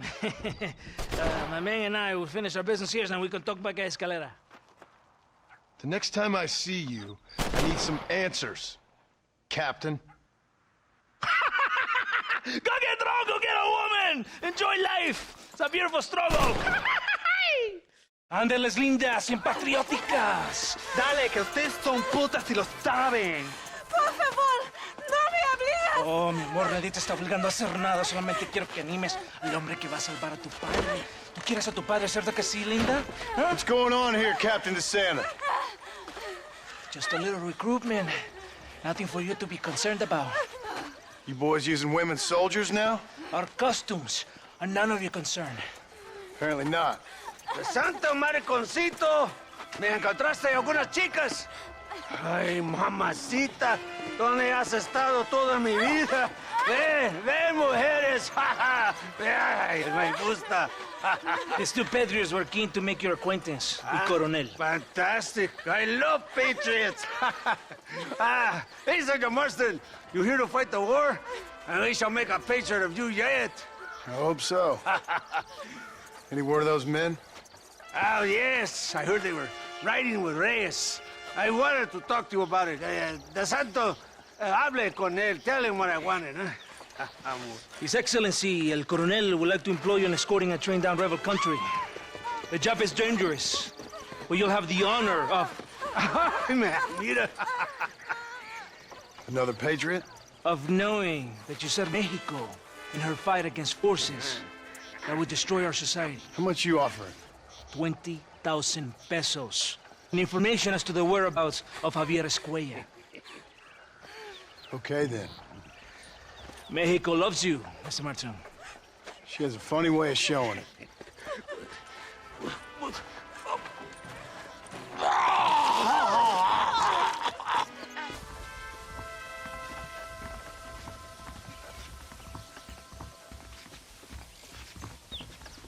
do not think we have seen the last of the rebels. New recruits can't win a fight like this. I need you to man the Gatling gun. I ain't the soldier here, Captain. Do not question me, gringo. Just do as I say.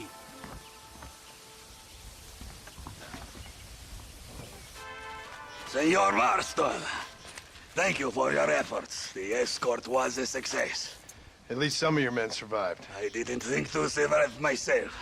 My whole life I have dreamed of a glorious death. Vamos! Rapido antes que nos ataquen otra vez. These socialist pigs cannot be allowed to win. Por unos pesos podemos retirar a mi cuarto y conocernos mejor, ¿eh? No me I fold. No tengo nada. Gentlemen, I thank you. Oh, yeah. Hey, Mr. Marston. How you keeping, sir? Just fine, thank you. And you? Oh, very well, sir. Thank God my wife died. Unlucky in love, lucky in cards. Garzon, champagne for everyone. Keep playing, Mr. Ricketts. Oh, I'm sorry, Herr Muller. I'll keep playing you in servitude for the rest of your life on Earth, if that makes you happy. Yes, I shall indeed, sir. Well then, your deal. Oh, Marston, would you like to join us? I don't think so. I'm just gonna have a drink. Oh, come on. Sit down. Sit down. Okay, then. Gentlemen? See. Na mach schon!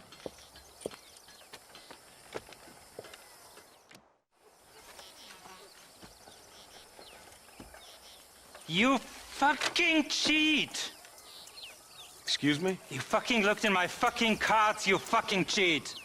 Now, Herr Muller, let's calm down. There must be some mistake. There's no mistake. Your Yankee friend here is a fucking cheat. Easy there, Germany. Calm yourself down. Oh, yeah, you know exactly what you did. Yeah, I know exactly what I did, friend, which was nothing. Now, I'd prefer it if we could all play a friendly game and no one get hurt. You planted this guy, Ricketts. Now, why would I do that?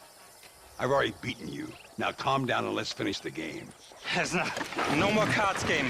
Ease up there, friend.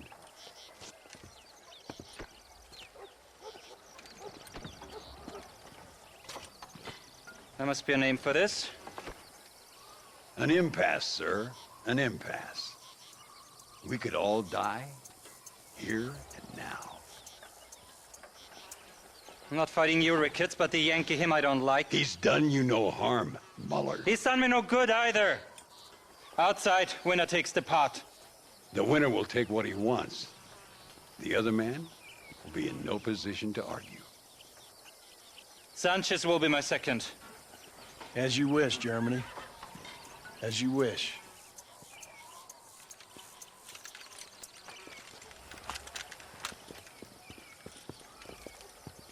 What I told you. You should have stayed home, Yankee.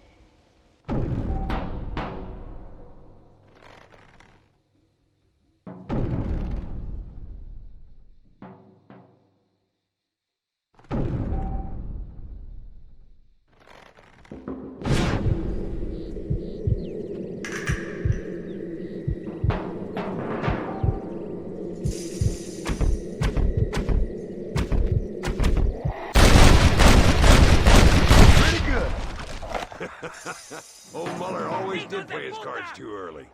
Come on. We've earned ourselves a drink. I think Mr. Muller's buying. Your health. You, the man they call Marston, see? You like killing? Watch me cut her throat. Nice friends you got here, Mr. Ricketts. Tú y yo, Marston. Peleamos ahora, We fight now. Better not miss, partner. No puede ser.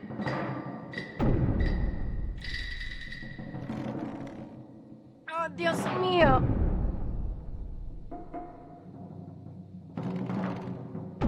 Ayúdame, alguien.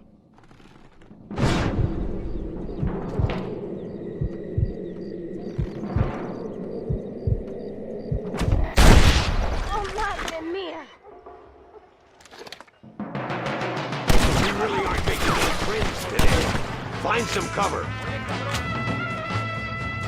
Well, I must say, You tourists certainly bring peace and prosperity to this land. Then again, I doubt Muller will be missed. He wasn't much of a poker player.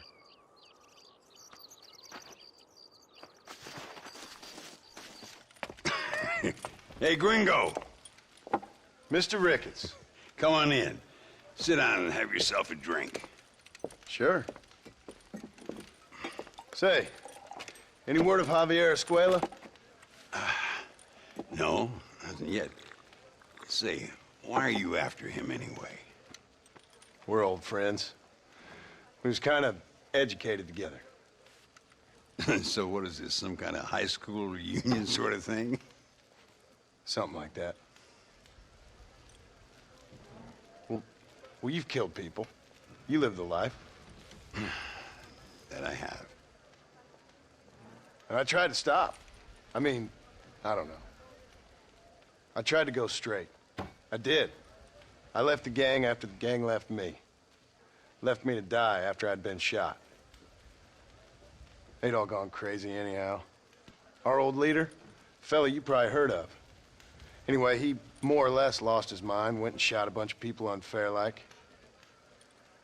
I got shot in a robbery. They left me, and I left them. Well, that's how it goes.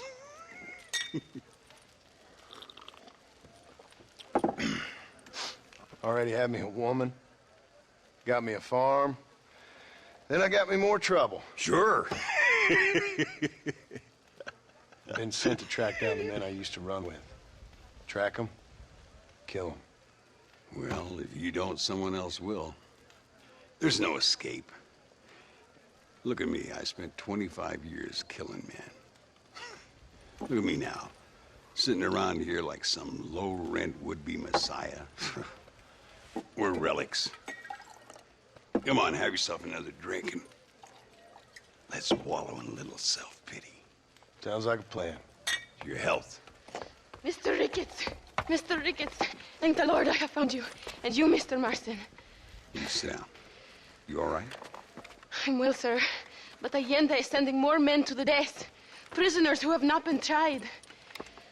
A prominent writer, Castilla, and a local official whose only crime was not putting the small holders on the street when they were late with taxes.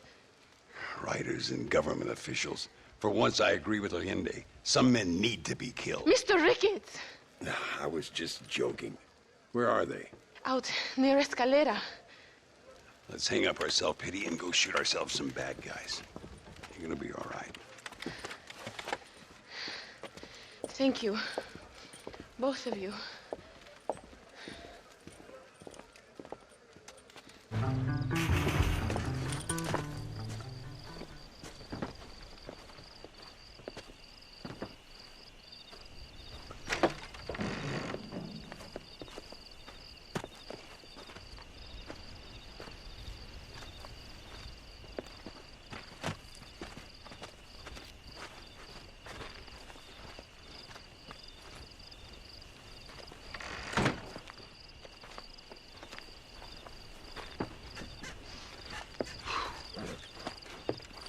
Now, we'll handle it from here. I know you got other matters to attend to. It's been nice riding with you, Mr. Ricketts. And you, too. You took me back to another time. Talk to Louisa. She'll help you, and she's well connected in that other land. I hope you find what you're looking for, Marston. You know what I'm looking for.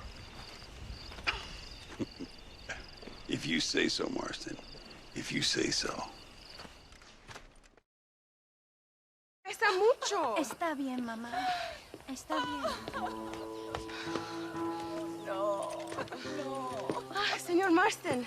Mamá, papá. Este es el gringo que me salvó. Muchas gracias. My family is indebted to you. Forgive my English. What's happening? Great and terrible things. The revolution is coming. The country will be in turmoil once more. This time, we hope is the last time. Does that seem likely? With Abraham Reyes, anything is possible. Where's your family going? My parents and my brother are headed to the hills. My sister has to flee. The army have an unfortunate way of treating women. And you? Don't worry about me, Mr. Marston. I'm living in history. I'm not afraid to die. Your nobility's almost as affecting as your naivete. I would rather be dead than a cynic like you, Mr. Marston. I would too. I know you're not really like that. You saved me. Luisa, ¿quién va a salvar a Miranda? Tenemos que llevar al puerto. Su barco sale al anochecer. No queda tiempo. Mr. Marston, can I ask one more favor of you? Can you take my sister to the docks? We are sending her to work for a kind man in the Yucatan. She's too young for revolution. Okay. Anything I can do to help out? The boat leaves at sundown. Miranda, vamos. Oh, Dios, Miranda. Ten cuidado. Adiós. Te amo. ¡Paren! ¡Papeles! Este camino está prohibido. What do they want now? Act normal. It's nothing to worry about. Te conozco. Eres un pinche rebelde. ¡Disparen! ¡No les dejen escapar! Gracias a Dios. We made it in time. Thank you for everything. Will I see you when I return? Not likely. I ain't planning very long. In some other life, then. Maybe. You should get going. Travel safely.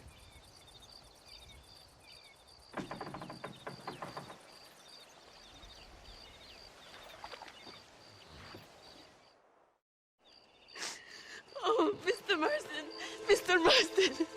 What's wrong, Louisa? I don't wait for myself, but for my country. Abraham Reyes has been captured. He has?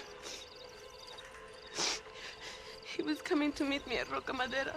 It's a very romantic spot. It was a beautiful night, yet he was ambushed by patrol.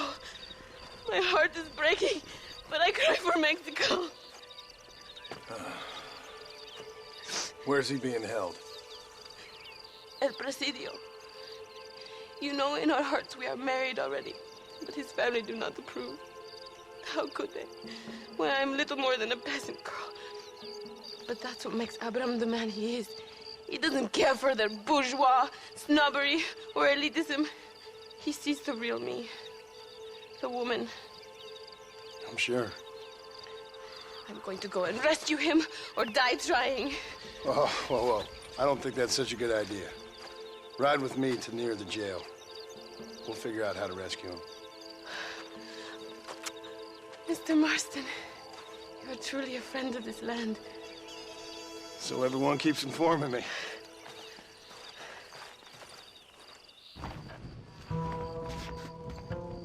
Louisa sent me. We have to meet her by the river. ¿Qué? Louisa, the girl you're marrying. Oh, yes. Such a devoted thing. El amor de mi vida. Abraham, Mr. Marston. Oi! The revolution will live on thanks to you. Yes, indeed, John. You are as a brother to me. And my people need a man such as you to help our cause. My ranch is in Agave Viejo, and let me say, my brother, that we await you. Well, best of luck to both of you, but I need to find 2 men so I can return to America. No problem. I will help you find those men. And in return, you will win a people her freedom. Viva Mexico! ¿A dónde tú vas, bella? ¿Eh? Bye, John. Vente conmigo. Tú sabes que en esta luz puedo ver el fuego en tus ojos. Laura, dame la fuerza para luchar.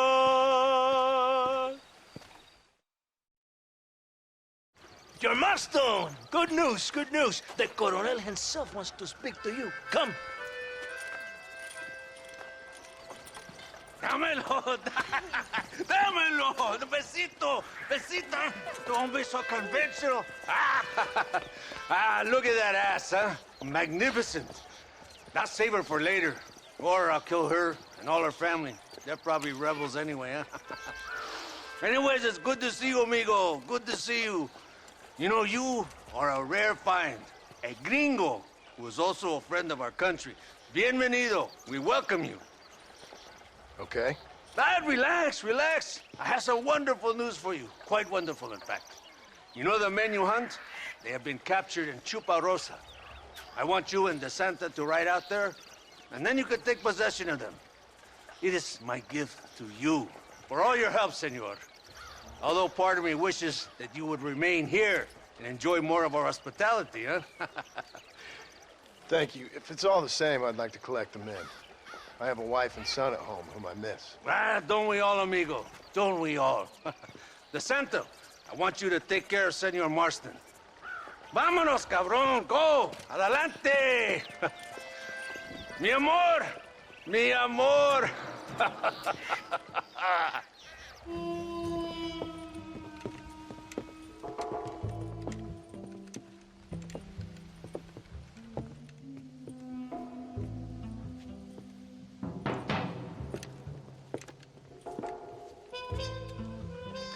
Mr. Marston, gracias for your service to this land.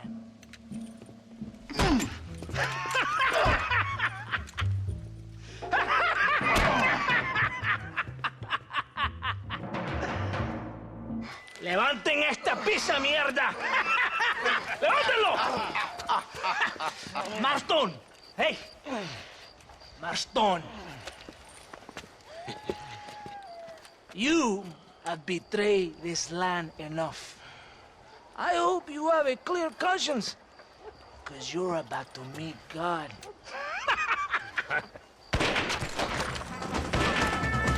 My brother! They will kill you if you don't get your ropes off. Over here, I will free you. It is lucky for you, I arrived when I did. I guess we're even then. My brothers! Today, we have proven that the days of this evil regime are numbered. Soon, we shall be free, living together in a noble republic, justly ruled by fine men. But, el trabajo, the job is not done. Our struggle is not over. We will fight all day and night until local tyrants like Allende are no more. And him and all his dogs are brought to the sword. We shall be free. This time things shall be different for every man and woman in this land. And one day soon, Allende will know justice. My brothers, fight on! In our hearts, we are all free! Let us make it so! ¡Viva la revolución! ¡Viva México! ¡México! ¡México! ¡México! ¡México! ¡México!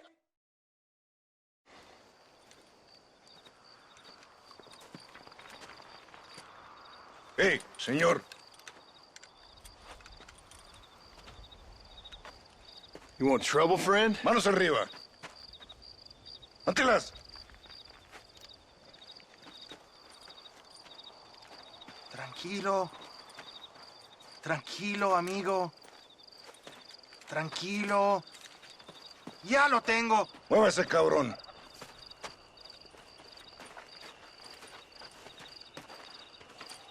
Muévase.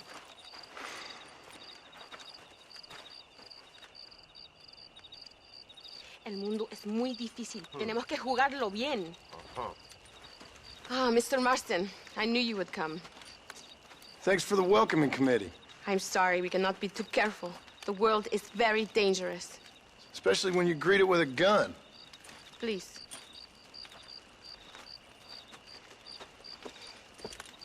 Mr. Marston, my father was killed yesterday. The army found him and accused him of treason. They cut out his heart and fed it to their dogs. Allende did this. Then he took the honor of 2 young girls. I'm sorry to hear that, Luisa. My father must not die in vain. His death must mean something. It'll mean that war is brutal and unnecessary and good people die. And that's all it will mean. That is not enough. Well, you know I'll do whatever I can, but I have problems of my own. We all have problems. This is about the people. My father died for his people. For these men and for millions like them, that they may be free. While there are guns and money, there won't be any freedom, Luisa. Mr. Marston, the movement is on the brink of great victory. Allende knows this and has sent for reinforcements. Abraham Reyes asked personally that you stop them reaching Escalera. They are coming by the old trail. You must ambush them. I have my own family to worry about. Mr. Marston, I have lost my father. My mother is in the United States. My sister has fled. I have no family, just because. Please, good actions make you a good man. Then I'm doomed. But I will help you, out of respect for your loss. Thank you, Mr. Marston. Thank you.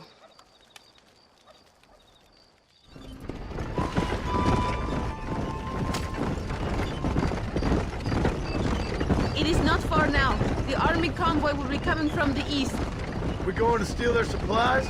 No, destroy them and kill everyone. Abraham wants to send a message. Do you have experience with explosives? A little. Been a long time. Good, because we do not. You will man the detonator. My men are waiting there for us. They will also need your help setting up the dynamite. I'll do my best. We will do this for my father, John.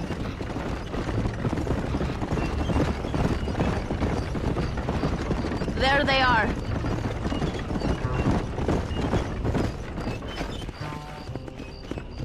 These men will help you rig dynamite on the road.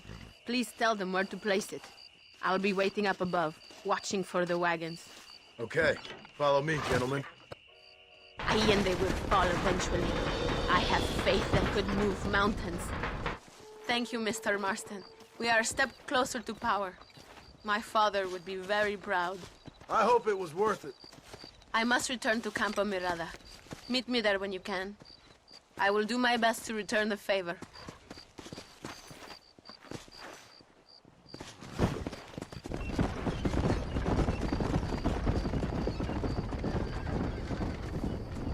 Imbécil!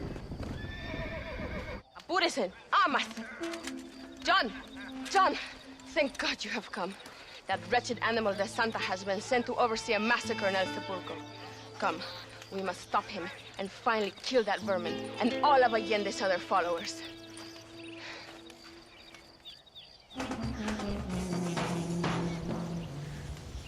Tell your men not to open fire till I make a move. We don't want to give them a chance to escape. And leave DeSanta to me. I need him alive. We will wait for your lead, señor. En el nombre del gobierno provincial del coronel Allende y del Estado de este país, te condeno a muerte por traición. ¿Tienes algunas últimas palabras? No. Come on, quick! ¿Qué esperan? ¡Ayúdenme! Spare me, and I will make you a rich man. Think about what you are doing.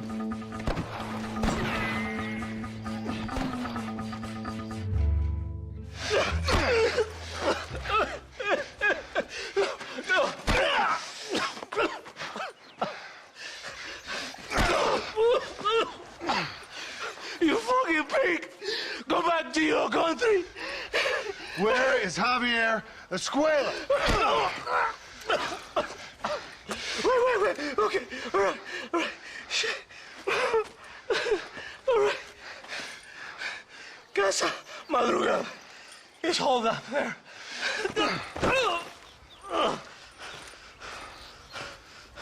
Now hurry up and kill me. Or just let me go, okay? Can we kill this piece of shit now, senor? Or would you like the pleasure yourself? Hey, you lady. Where's Javier Escuela? Javier Escuela. He hasn't been seen around here in months.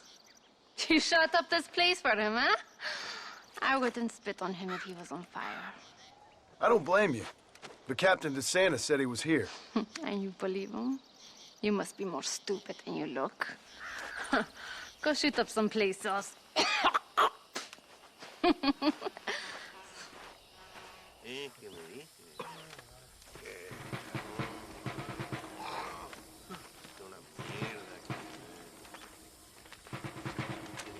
Tenemos que movilizar fuerzas en el extremo sur de la llanura para que los flancos del este y el oeste... Where is Abraham Reyes? Here, amigo! Here! Well, look who it is. The American bandit turned bounty hunter who is about to win the Mexican Revolution. I don't know about that, mister. No, but I do, Mr. John Marston, I do. A man like you, or me, with just a few such men, I tell you I could rule the entire country. Hey, hermanos unidos!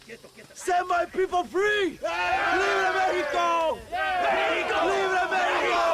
Mexico! Viva la revolución! Their energy is like food to me. I feel I was sent for them and they were sent to me. Good for you. When I rule these people, I shall be fair and judicious and wise. How so, you ask? Very simple. I know these people. I know this land. In short, I can make them better. It must be pleasant to be a man so at one with his destiny. Ay, Dios mío, I don't do it for myself, John Marston. I do it for my people. Well, exactly. Sarcasm, my friend, should be beneath a man such as you, don't you think? Very little is beneath a man such as me. Ha! Okay, well, in that case, I assume a little robbery will be a pleasant day's work. All in a good cause, of course. Come, my brother. Let us strike while the iron is hot.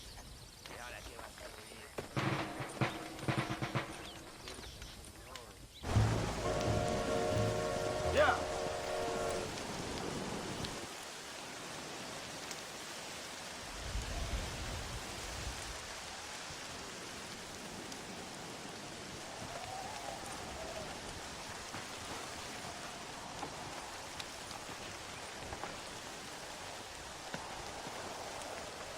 So listen, this train is filled with valuable supplies we need, but it's also filled with government troops. We'll set off a very loud distraction. You can board the train, and then you can disconnect the army cars, huh? Okay. Okay, but listen, we've got to get this done before the train rolls out of the station. You make it sound so easy. Well, did I not promise you fun times, amigo? Eh? There are too many soldiers. We must surprise them. Here, take this knife. You can use it to kill the guards quietly. Wait until I distract them. Then get on that train as fast as you can, John.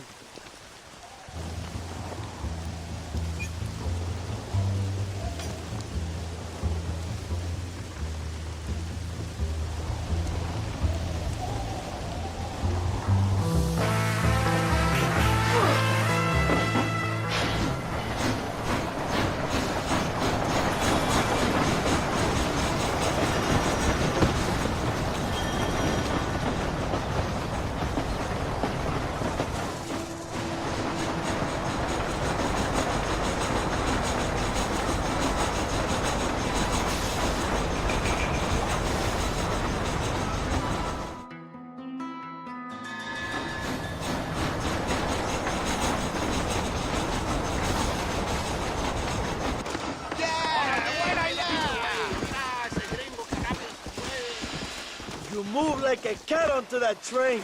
Magnificent. Go ahead and blow the armored car and take whatever you need, my brother. Vámonos.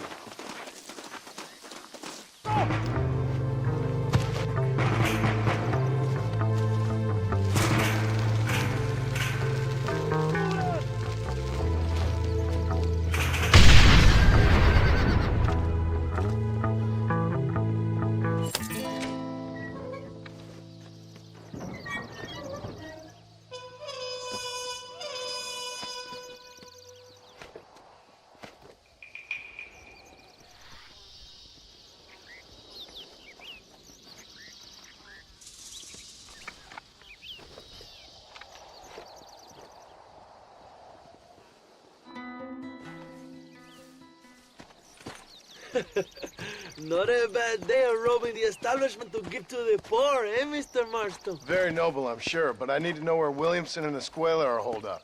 All in good time, amigo. I'm off to deliver these goods. I'll see you back at the ranch. Oh, my spies tell me they soon will have the information you need.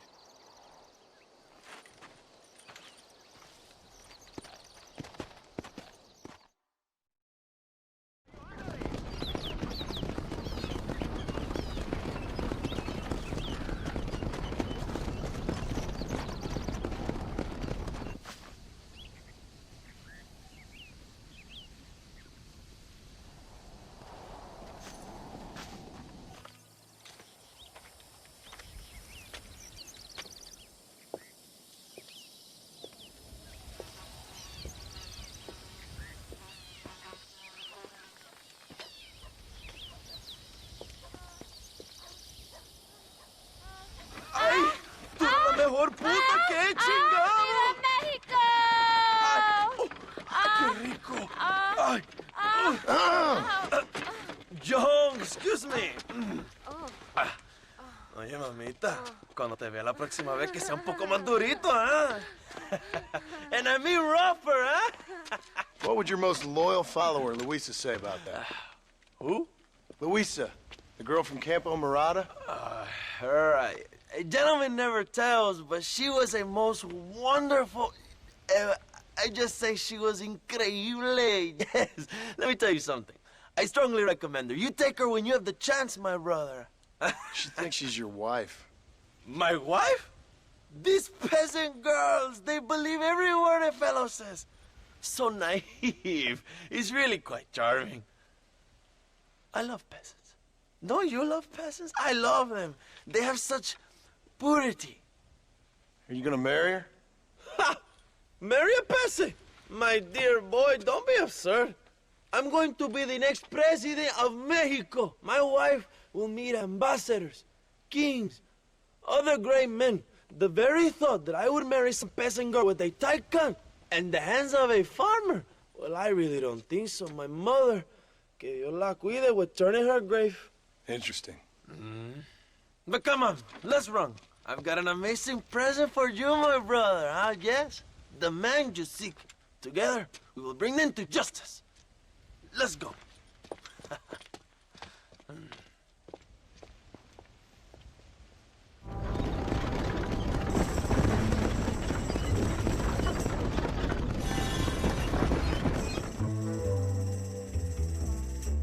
My men will launch a ruse attack on the side entrance to the fort.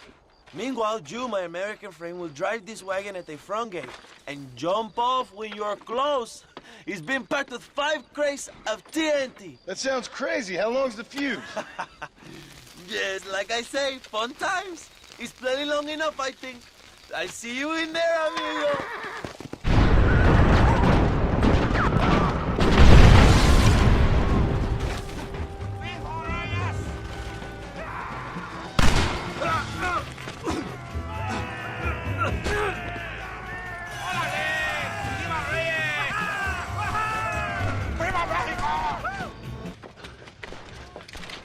Hello, old friend. It's been a long time. Hello, brother. It's good to see you. I heard you was coming. You took your time, no? Come on, you're not gonna shoot your own brother, are you? We was family. Yeah, we were. Then you and Dutch went crazy and family didn't mean so much. So now you do the government's work. And what do? You just work for a different government. Come on, brother. I think we should go our separate ways, huh? What you and Dutch did was wrong. And the way you left me was wrong. Now, I hate to judge, but as it turns out, it's you or me. The way I see it, might as well be you. We thought you was dead, brother. I promise. I'm telling the truth. Besides, I can give you Bill.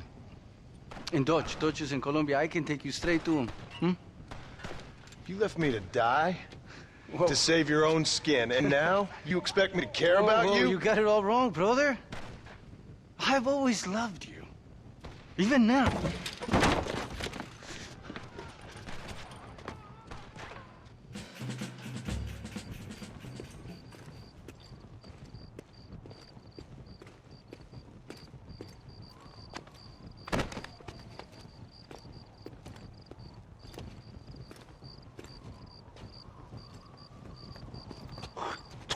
Marston, come with me.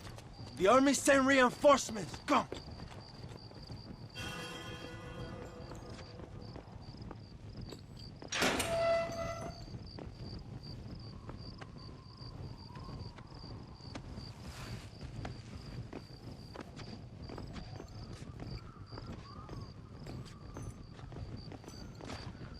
Two old friends reunited.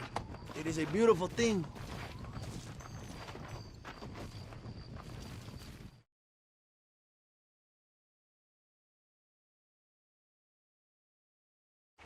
Mr. Marston, fancy seeing you down here. Well, it is a pleasant surprise, I must say. He's not looking very healthy. We told you to keep them alive. You should be glad to have him at all. Just remember your obligations to the government, Mr. Marston. We need you to find Williamson, then head to Blackwater as quick as you can. We have reason to believe that Dutch Vanderland is in the area. Your wife sends her regards.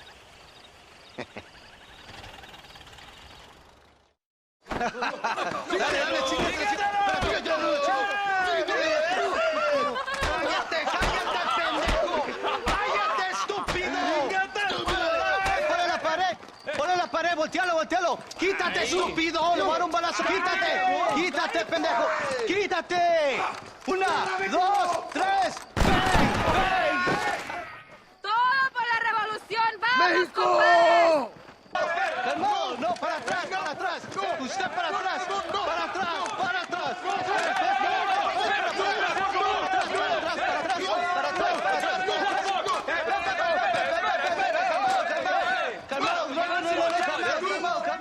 Escuchen, rebeldes.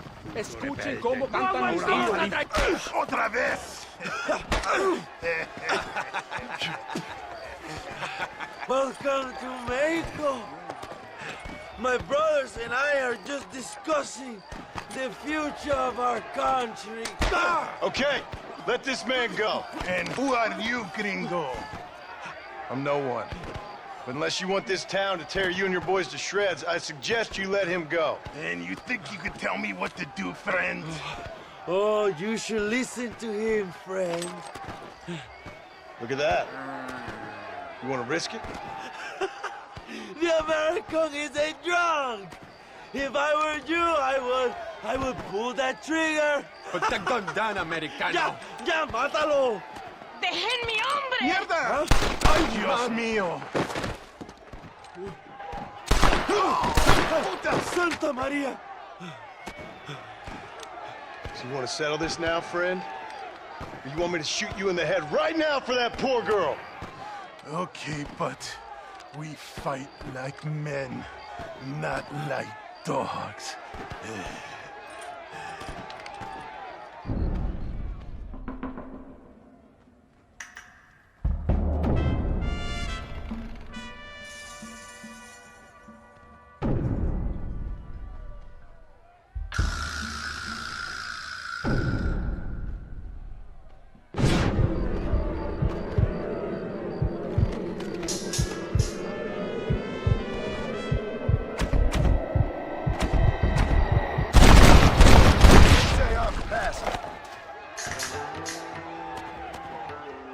Thanks, my brother.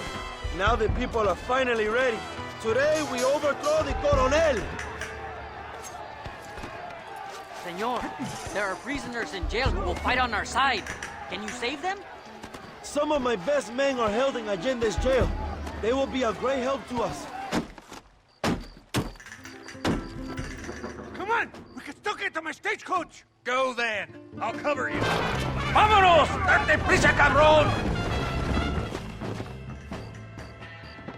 What the hell are you doing? Find my freedom, pendejo! Now shut up, you dumb ape, and get out of the wagon! Apúrate! I'm coming out! Don't shoot! Here, take Williamson. Just let me live. I will leave the country, I promise. You always was weak-minded. You're the one who let Dutch drive you insane! Dutch wanted you dead. We all did. Well, I'm going after him next. I'll outlive all of you. You always was a traitor. You bastard orphan! No, let me go!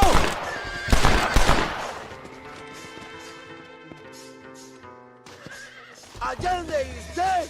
Mexico is mine!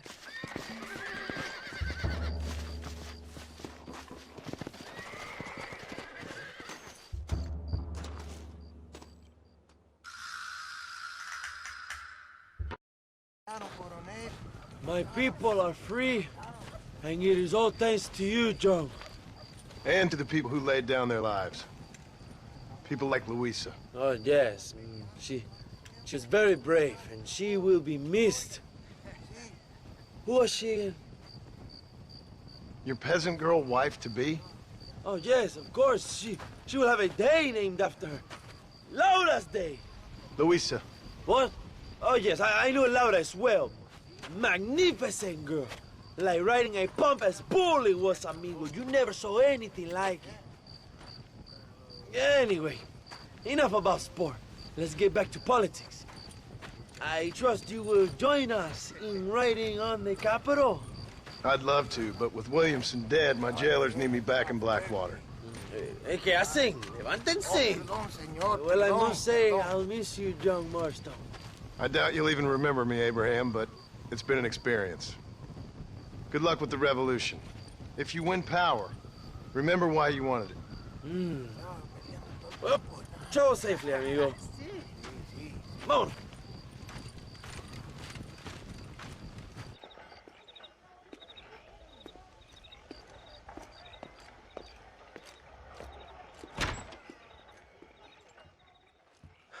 $101, $102, $103,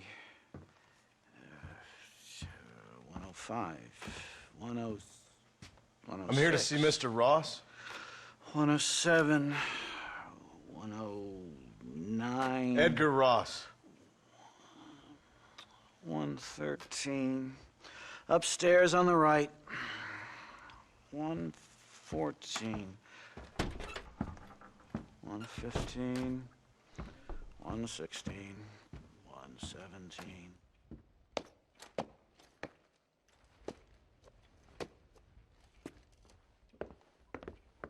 Mr. Marston, so glad to see you. How was your journey? Where's my wife and son? Being well looked after. Well looked after. I want to see him. Mr. Ross wants to speak with you. We've had some important developments. You want me to take out a gun and blow a fucking hole in your head right here? Right now? You want that? Mr. Marston. You want that? Mr. Marston, I ask you to calm down. Why? Why? I did what you asked. I got you Williamson and Escuela. It's over. Stop playing games with me. No one's playing games with you, Mr. Marston. But if we were to play some games, there'd be some interesting ones we could play. Thanks, sir. Like hanging you for murder, or confiscating all of your property, like that little farm of yours, or having you put in an electric chair. Those are the sort of games we could play. But we choose to play a different game. So calm down and play along with us. Where's my wife? You know, I forget, but I hear it's very nice this time of year. Mr. Marston, please, I've never insulted your meager intelligence. Do not insult mine. We've done this little deal for your freedom in exchange for all your men from your old gang. You gave us Williamson and Escuela. We still don't have Vanderlyn, but now we know where he is. Then go and shoot him. No, sir. I want you to shoot him for me. And then I'll let you be. The last thing I want to do is make martyrs out of all these people. He could be killed by some petty squabble by another lowlife. We believe Vanderlyn is holed up with a group of renegades near the wreck of the Serendipity riverboat. Ah, yes. Another group of renegades. Obviously, the first group, your group, has shall we say, been disbanded. Disbanded. Anyway, Mr. Fordham, Mr. Marston, shall we go? Oh, Mr. Marston, your wife and son are doing well. Let's both try to ensure things stay that way. Okay? After you, sir.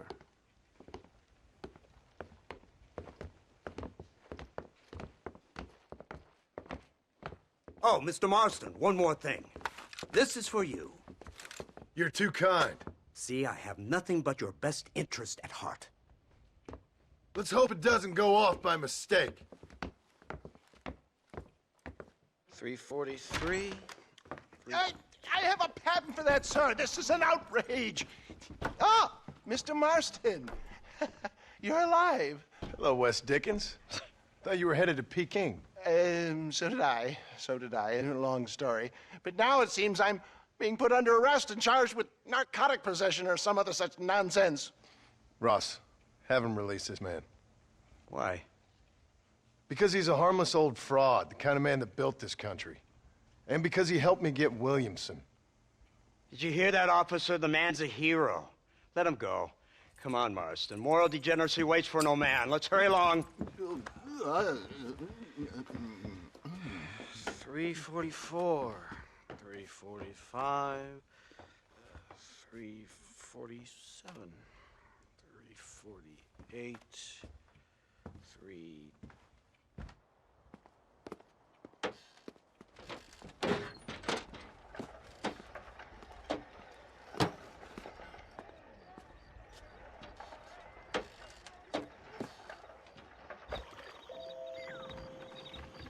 Over here! I found him! Good God, that's our informant! Gnostics, what the hell's going on here? It's a trap! Shit, Marston! You'll have to carry this man! I don't think he can walk! Christ alive! Devil! Marston, lift this fellow into the back seat. Put him in the car so we can get out of here. Let's go, there might be more of them.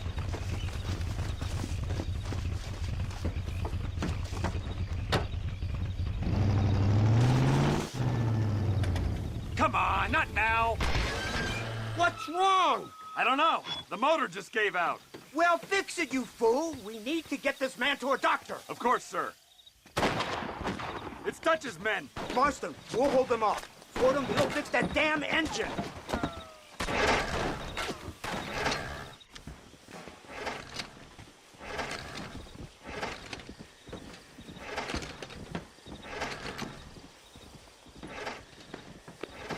I can't see any more of them. Fordham, are we ready? Yes, sir, I think so. Come on, let's get back to Blackwater.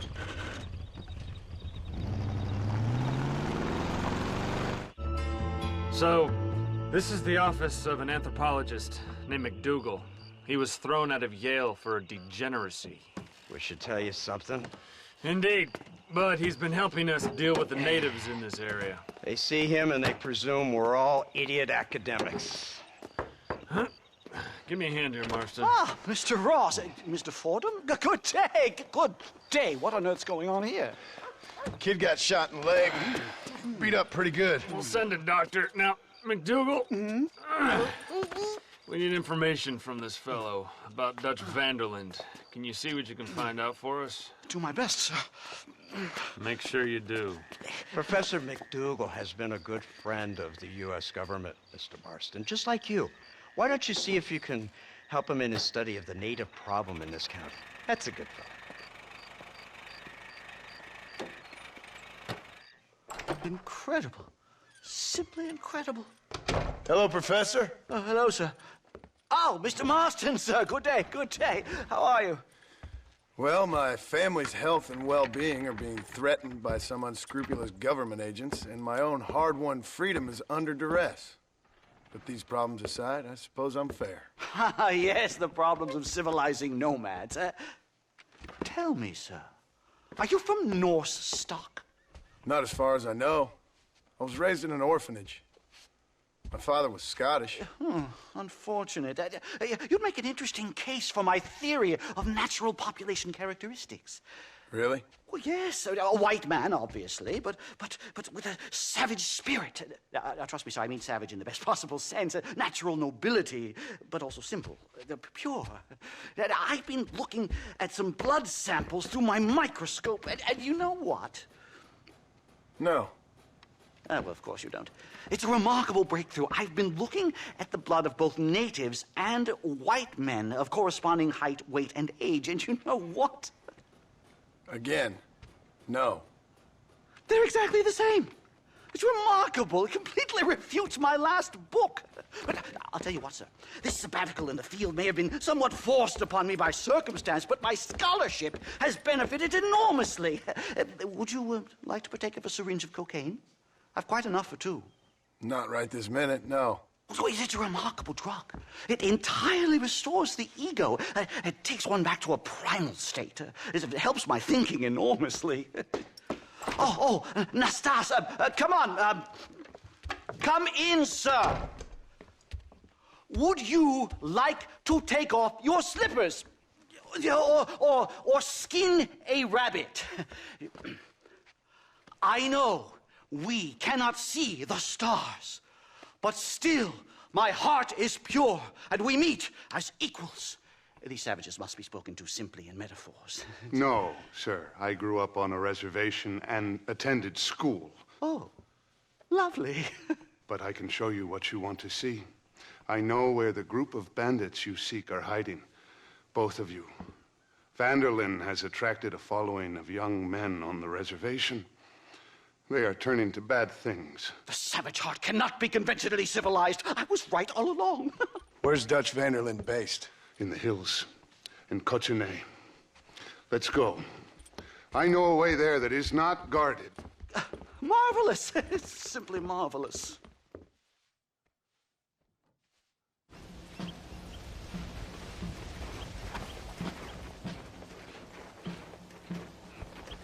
Remarkable. I'm afraid I don't really have much of a head for heights. More of a head for highs. well, anyway, I'm sure Nastas will help you. I must be on my way. I've got work to do. Thanks for the help. Goodbye, gentlemen. Enjoy yourselves.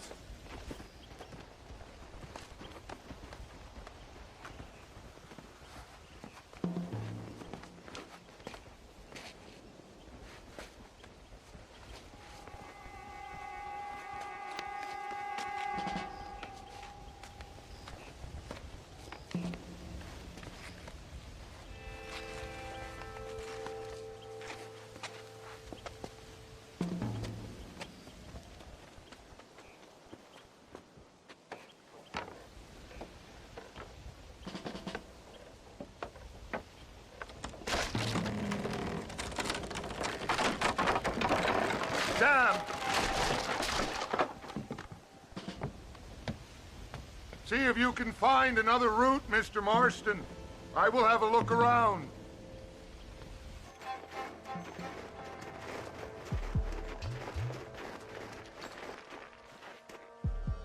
This way.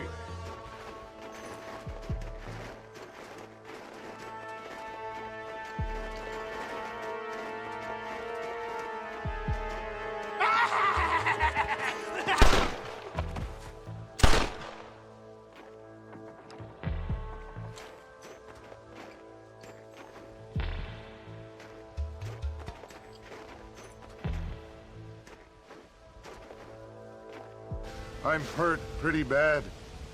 I don't think you should go any further. I'll be fine. But you go ahead. I don't want to slow you down. You sure you're all right? Just need to take it slow. Go on. I'll catch up or see you on the way down.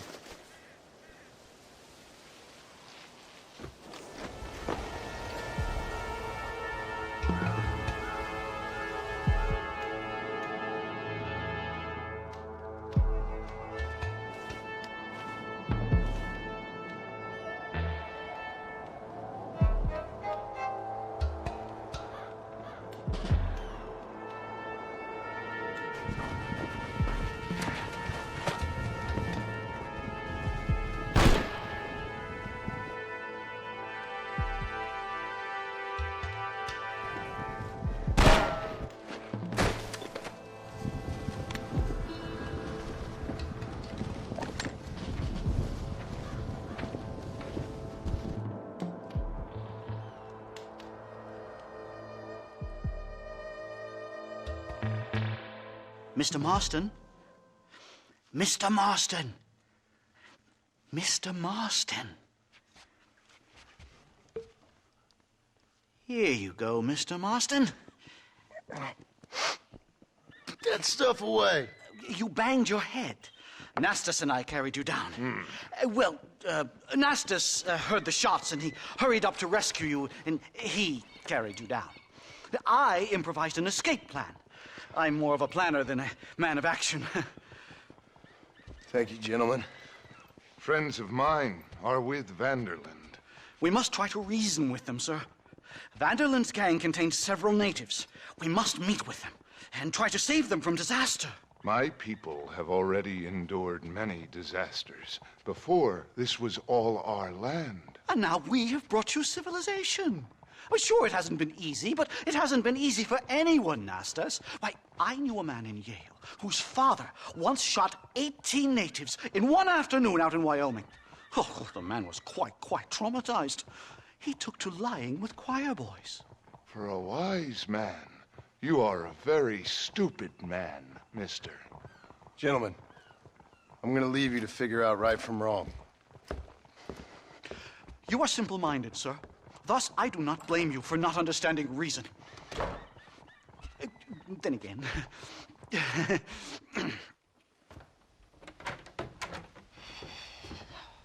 What a pleasant surprise, Mr. Marston. An informant just told us some interesting news. Our mutual friend, Mr. Vanderland, is about to pay call on his bank manager. What do you say to having a little financial discussion with the fellow? This way.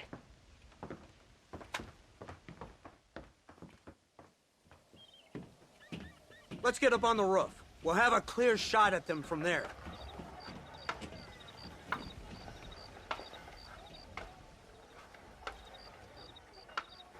That door is the only way in and out of the building, so cover it tight. Do you see those horses to the left by the building across the street? Dutch's boys hitched them there. They'll have to run that way to make their escape. Don't start shooting until they're out in the open. If we spook them, they might retreat back and hole up inside. Don't shoot till I give you the signal. Keep your sights trained on that bank door. Marston, head into the bank with Hopkins and Manning. Get Dutch. Be careful. There may be some innocent people there.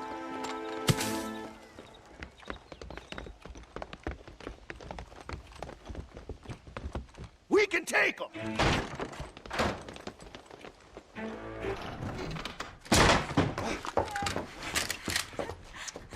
Oh, it's nice to see you, John. Hello, Dutch. How's Abigail? Well, I hope. Ain't seen her for a while. 'Cause you've been chasing me? Let the woman go, Dutch. Of course. Of course. How's your little boy? He ain't so little now. No, he must be what? 15? 16? Doesn't time fly? Don't adjust. It's over, man. Of course. Of course. I surrendered, John. You're the master now. I've been my master since you left me to die. We all make mistakes, John. I never claimed to be a saint, but equally, I never took you for an errand boy. Just trying to help my family, Dutch. By making compromises we all have to. Now let her go. It's over. You want the girl, John? You always were the romantic sort. You know, gentlemen, this man here, oh, he married a whore. Used to ride with us. We all had her. Oh, but he married her. And you know that makes him a better man than us. He's a better man. Have the girl, John. Easy, Dutch. She's a parting gift from me. Oh! God damn! Where's Dutch, Marston? He got away. Scared to shoot him? Too much to handle? When the opportunity presents itself, I'll put a bullet in him, don't you worry. Won't like myself for doing it, but I'll do it. Ah, good man, good man. You know, at the end of this, you'll probably get a medal. I know I shall.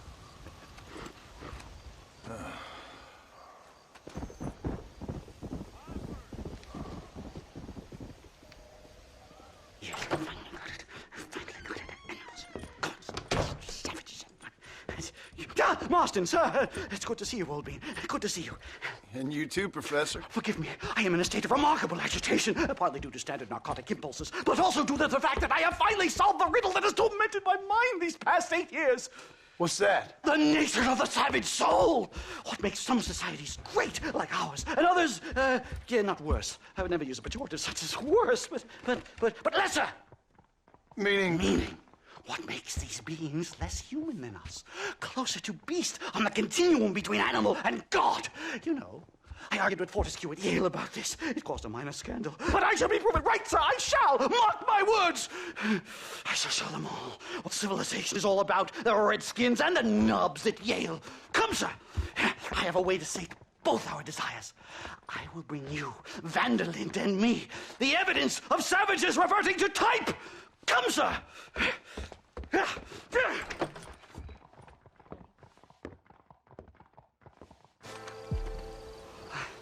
Hello, gentlemen.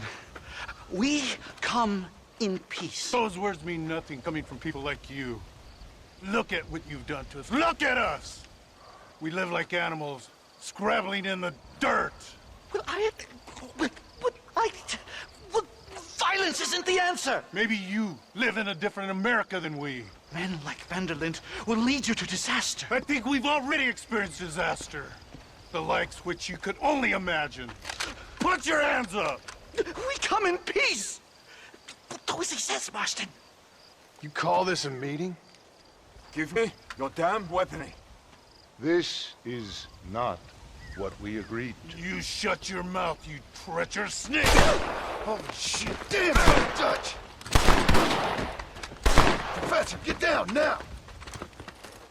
Safe and sound. Thank the Lord. So much for a meeting of minds. Thank you, Mr. Marston. I could be boiling in a pot right now if it wasn't for you. Get some rest, Professor.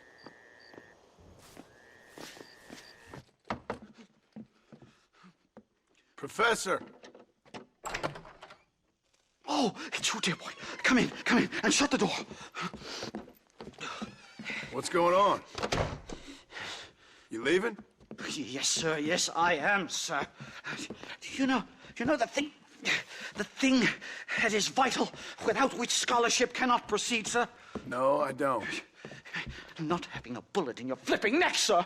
I'm not cut out for this. No, I'm not cut out for this at all. Nope. They're fucking savages! Savages! I think we all are. Not me, sir. I'm from Connecticut. I'm a professor at Yale. I write books. I do not deserve to die out here. Where's my tincture? Oh, yes.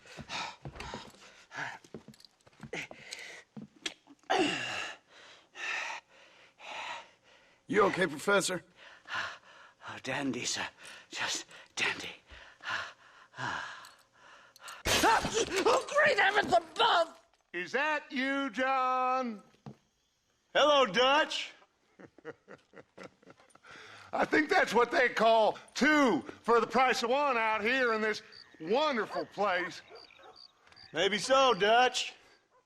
You and your friend there, the professor, we're gonna kill the both of you. Why you want to do a thing like that? I don't know. Sport, I guess. Fair enough. Why don't I come out there? We fight. Let the professor go and send your boys back to their families. Well, that sounds like a beautiful plan, John. Only problem is, my boys here, they already lost their families a long time ago. We aren't thieves, John. We're fighting for something a bit like you. Only we're fighting for an idea, not just for ourselves. That's beautiful, Dutch. You always were a fine speaker. I was. Now, would you kindly send that academic out here so we can show him what we really think about the art of anthropology? Lisa, what are we going to do? I'm gonna hand you over to him and watch him tear you limb from limb. What? I'm just kidding. We're gonna run across the rooftops. Get you back to your ivory tower. Oh, thank you. Thank you, sir. Don't thank me, we're still here. Come on.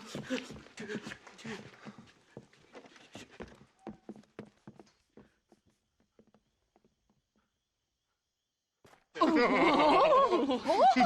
Yes. Oh, come here. Oh, Good day, sir. Madam. Look here, sir. What is the meaning of this outrage? You two stay down and shut up.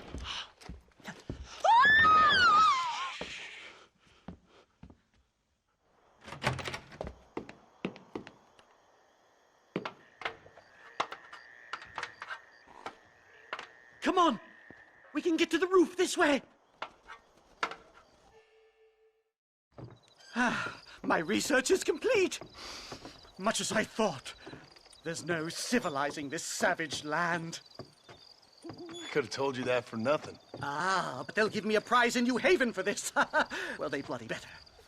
Well, goodbye, Mr. Marston.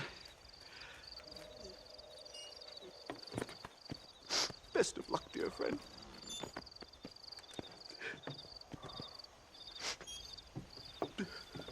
So long, Professor. So long, sir.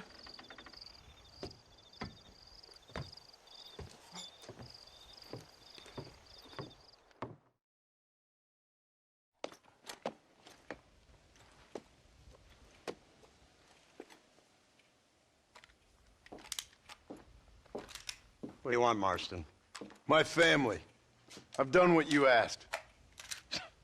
No, you haven't.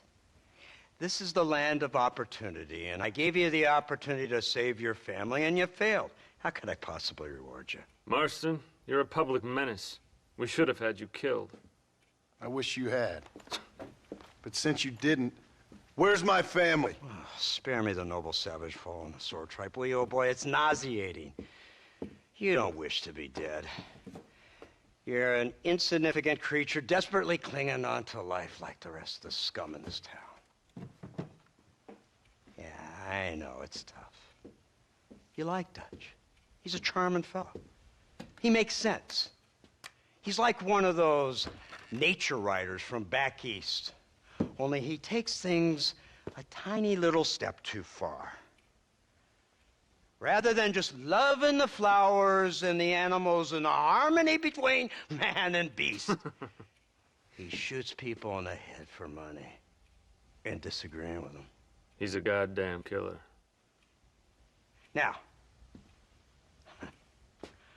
I'm not a great intellect, but the metaphysical leap from admiring the flower to shooting a man in the head because he doesn't like the flower is a leap too far.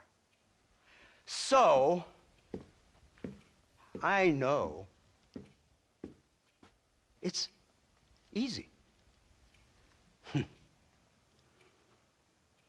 see, me and Archer, we're the bad guys. We enforce the rules. Now, while the rules may not be perfect, they're really not so bad.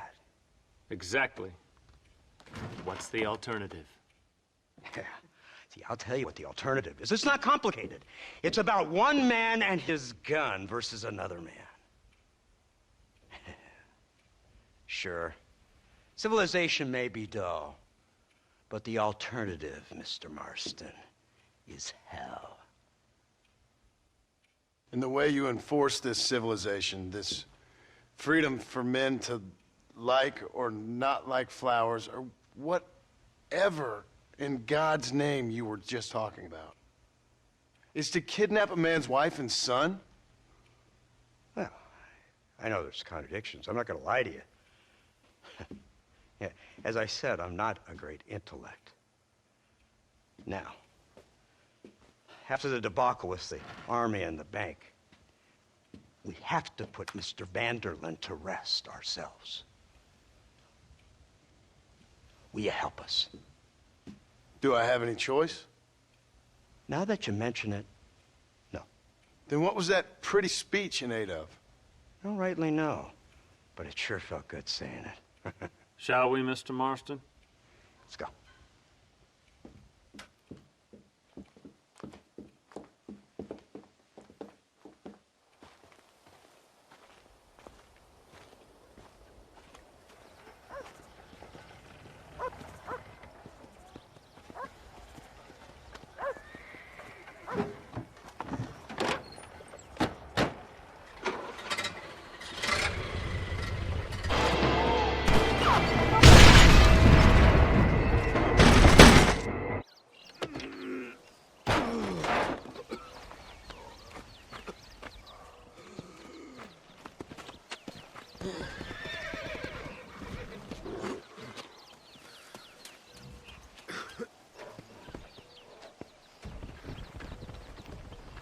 Well, Mr. Marston, it seems like your mentor Dutch no longer looks quite so kindly to his student. That man is insane.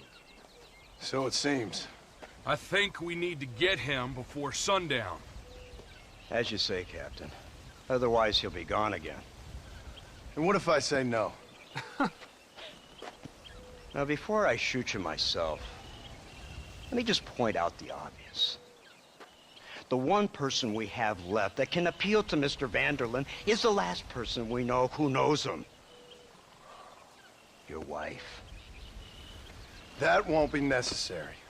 Mr. Ross, Captain, let's go.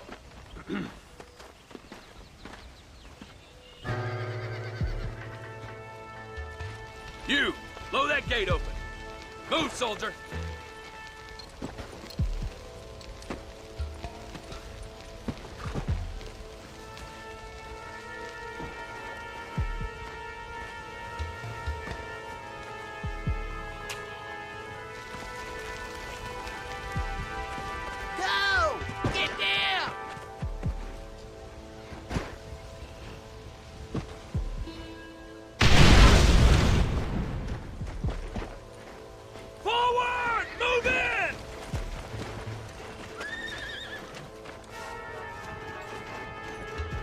Right, Marston. We'll take 2 men with us. The rest will stay here and take care of the wounded. They'll plant charges at the gate. You and I'll provide the cover fire. You tend to your wounded. I gotta face Dutch alone.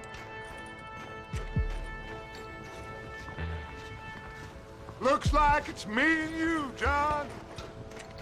You should have stayed at home. Son of a bitch! God damn it!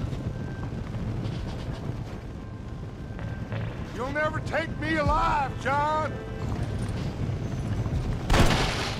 It's over, John. I ain't leaving here without you.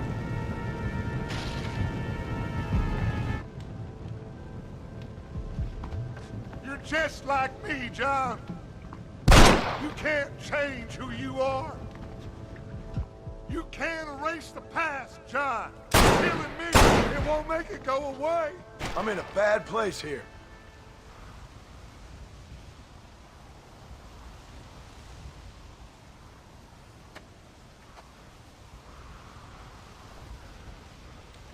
Hello again, John. Hello, Dutch. We gotta stop meeting like this. Sure. I got a plan, John. You always got a plan, Dutch. This is a good one. I don't doubt it. We can't always fight nature, John. We can't fight change. Can't fight gravity. We can't fight nothing. My whole life, all I ever did was fight. Then give up, Dutch. But I can't give up, neither. I can't fight my own nature. That's a paradox, John. You see? Then I have to shoot you. When I'm gone, they'll just find another monster. They have to. Because they have to justify their wages. That's their business.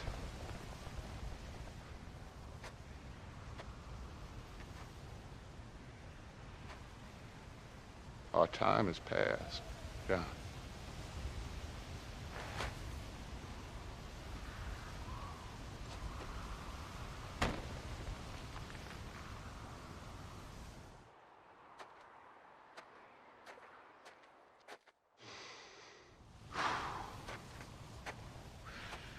So at the end, you didn't have the guts to shoot him. The man's dead, Ross. Sure. Can I see your gun?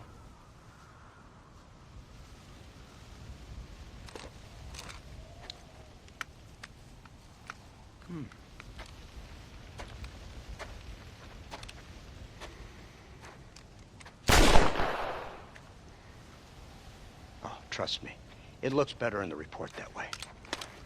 Where's my family? Your wife was killed in a prison riot last week.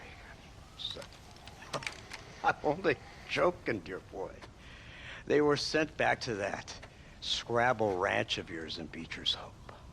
They're quite safe and sound. They better be. Thank you, Mr. Marston, for everything. I know this wasn't easy for you, but I have to say, you've done your country proud. Yeah, exactly. See you around, John. Try to stay out of trouble. Come on, Archer. Let's go find somebody else we can annoy.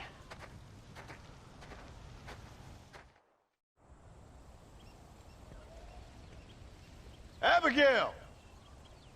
Jack! Anyone here?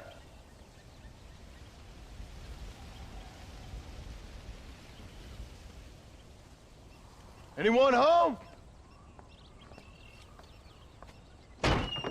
Oh, darling. I never thought I'd see this day again. You no-good hillbilly piece of shit! I thought you was dead! I thought you was dead, John, huh? Where you been? Where you been? You know where I've been, darling. You know. You saw Dutch, didn't you? Yeah, I saw him. And Bill? Yeah, I saw him too. And you didn't go back to him? I left that life. Just as you left yours. How'd they treat you? Oh, I can take care of myself, John. One guard got funny on me one time, but I wasn't so ladylike and he didn't try it again. Nor no one else. How's the boy? Oh, like you. And like me. Well, he's like a kid growing up without a father. That ain't fair. What is fair? Well, some trees flourish, others die. Some cattle grow strong, others are taken by wolves. Some men are born rich enough and dumb enough to enjoy their lives. Ain't nothing fair, you know that. We tried to change. I mean, ain't that what you're supposed to do? We did change. It's over now.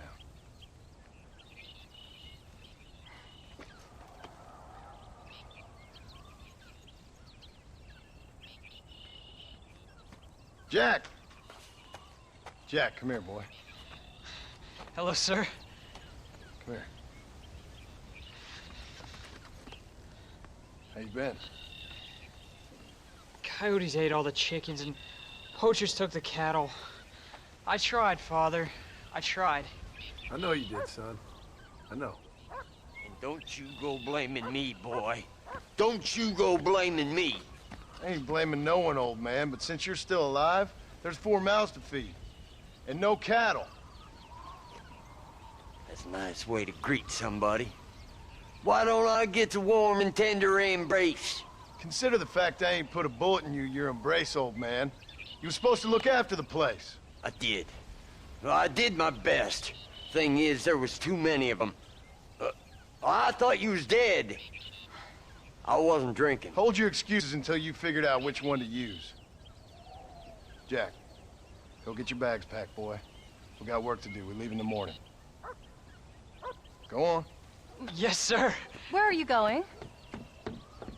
Well, it's getting kind of dark now, but in the morning we've got to go get ourselves some more cattle. I've got friends at McFarland's ranch. It's over in Hinnigan's stead who can sell us some. Now, Abigail, I hope you learn to cook.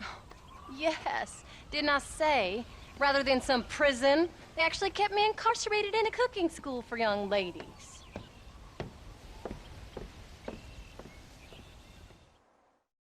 There you go. John Marston. Now, there's a face I thought I'd never see again. Some of our public servants in Blackwater sent you back on another homicidal errand to protect and save us from Lord only knows what. Thankfully not, sir. I was hoping you might still be able to sell me some cattle. My boy, it would be a pleasure. Bonnie's out in the crowd now. She'll be more than happy to help you. Good Lord, do my eyes deceive me? A devil walks among us. I said I'd be back when this was all over, Miss McFarland. After the barn fire, you remember? Of course I remember. I just didn't believe a word of it. So, you've come for some cattle? Yeah, I'm finally starting up my farm again. Or trying to, at least. You'll be fine. You've been taught well. Come on, then.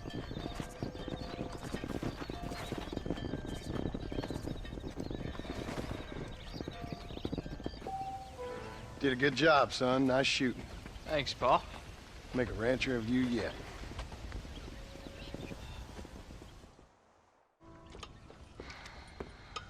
What you cooking? Same thing I've been cooking the past 15 years with the hope of poisoning you. Ain't working so well. Not yet. Be honest, though. Tastes bad enough to kill a man. I never was much of a cook, but I did try to be a good wife. And you have been. Given what we was and what we came from, I think we've gone and done okay. I look at Jack, I look at him, and I think we've been blessed. Maybe he can be something more. He's a good kid. He can be whatever he wants to be. He ain't gonna be no frontier gunslinger killing and running no gang, though. That way's over. Railroads and government and motor cars and everything gone and done away with all that. And he ain't gonna marry no orphaned working girl running with a bunch of hucksters, neither. If he meets one like you, I hope he'll marry her. Stop. For an illiterate gunslinger, you sure know how to make a girl blush. God damn crows! John! You have got to go deal with them. They've broken into the silo again and are eating all the corn out from it. Of course, my angel. Wait. Get out of there! All right, all right. Come on! Scat! Shh.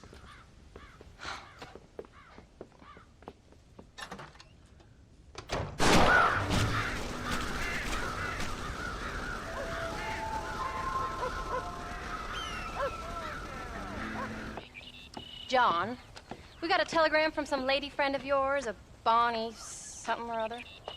Something you ain't telling me? Bonnie McFarland. She's a friend. Mm.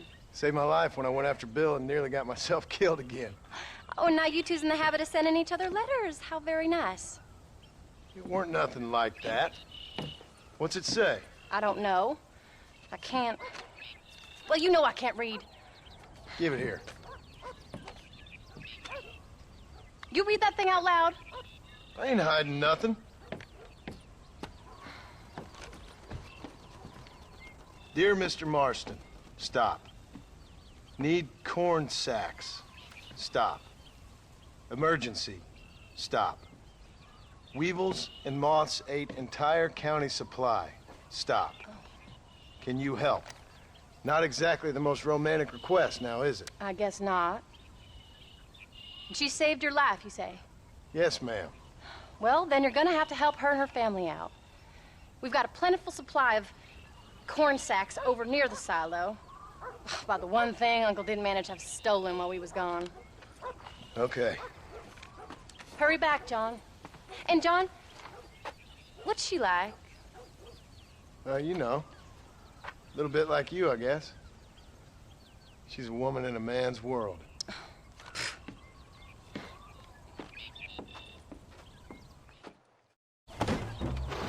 John, wait! I changed my mind. I'm coming with you.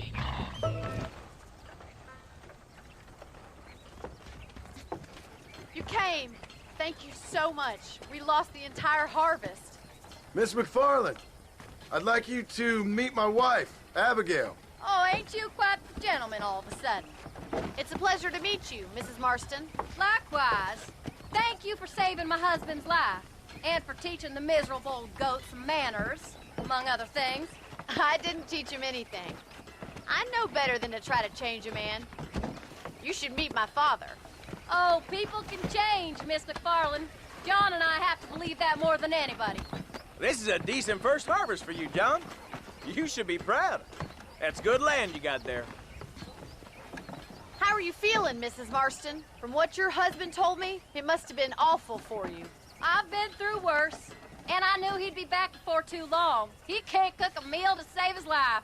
Abigail, in my darkest hours, when I was most homesick, just the thought of one of your rat meat stews kept me pushing forward. Well, about as amusing as a weeping saddle sore, ain't he, Miss McFarland? If you're gonna start yammering about women's work, John, I'd say you might be in the wrong company. I'd say so, too. I never felt so outnumbered.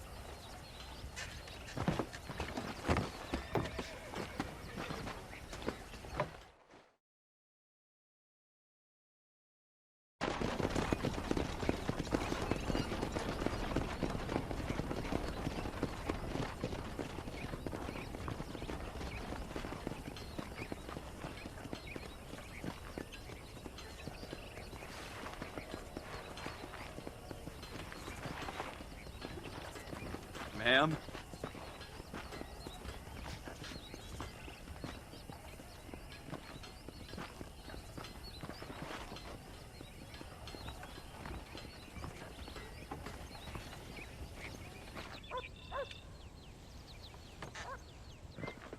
We did good today, John. I guess I better go fix us something to eat.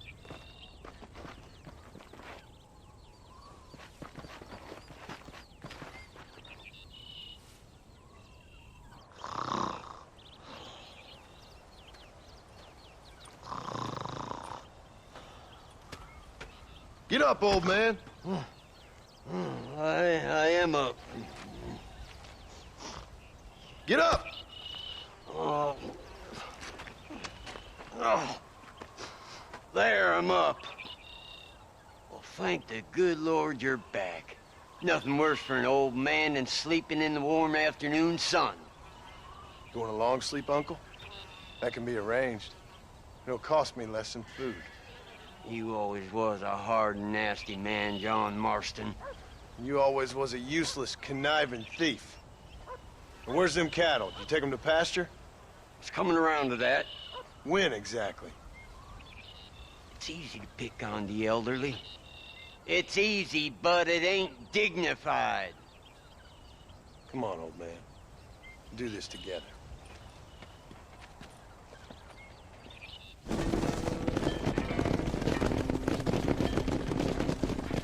You look after the herd. I'll ride back. No thanks. You got your pound of flesh from me today. What are you looking at, old man? There's some Mustangs and some such out there beyond that ridge. Wondering if it was worth getting you and going to round some of them up. Fair enough. We're nearly out of money. Ranch is in turmoil. We may not make it through the winter. What could we possibly want with some good quality horses? Come on. That tone of voice ain't so becoming on you. Makes you seem all pent up and angry like some Blackwater would-be business tycoon with a bad case of hemorrhoids. I'll give you a bad case of someone just shot me in the head if you don't hurry up. Make sure there's enough fresh hay. We need to keep them strong. All right. Damn, a little gratitude wouldn't kill you.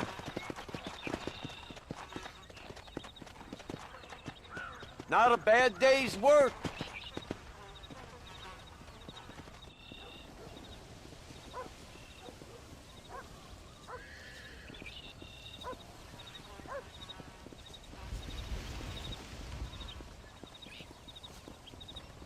What's the book, boy? Nothing, sir. What's it about? Well, it's an adventure, sir.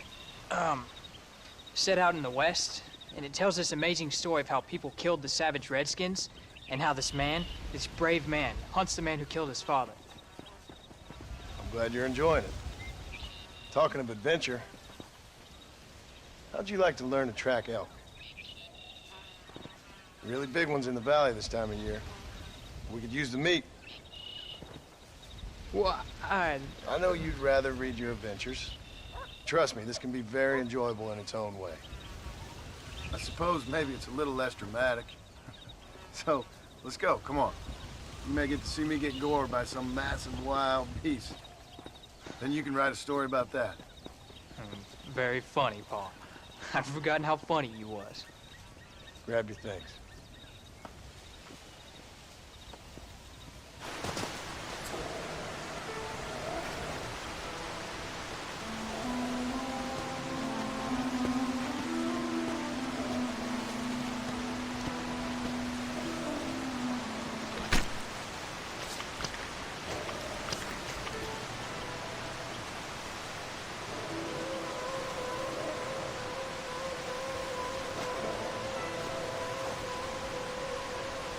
Oh, Paul, that was so much fun! I can't rightly believe it. Just like in the books. We'll do it again soon. Now get to your chores.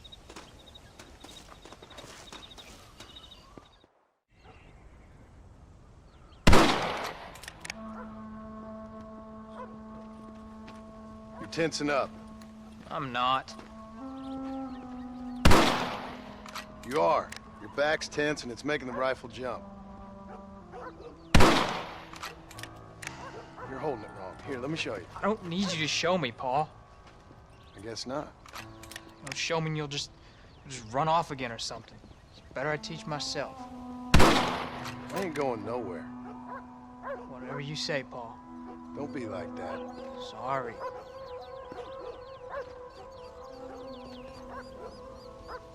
Wolf's been after the herd. Gotta get out there and scare them off. You wanna come with me? Safer with two. Okay.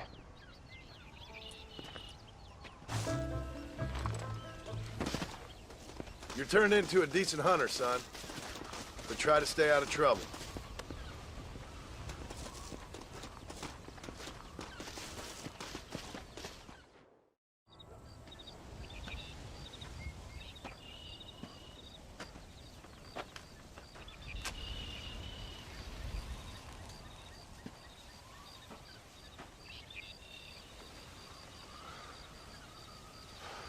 John! John! What is it, old man? It's Jack.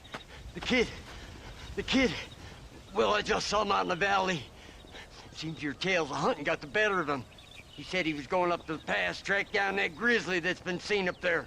Kid can't hunt a grizzly. Thing will eat him alive. I know.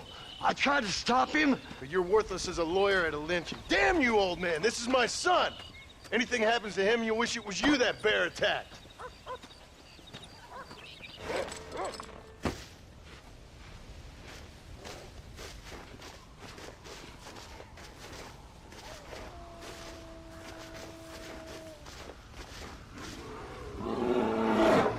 Paul, help me! I'm hurt! Jack, stay down!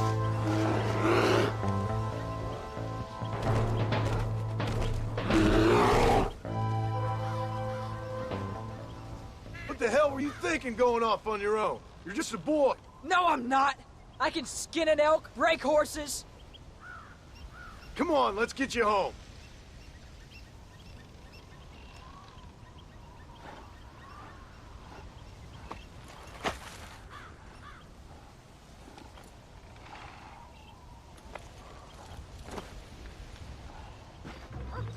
I'm sorry I made you worry, Paul.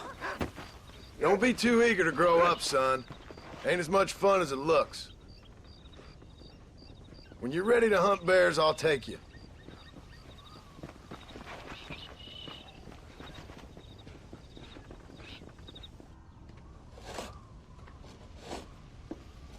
Hey, Jack.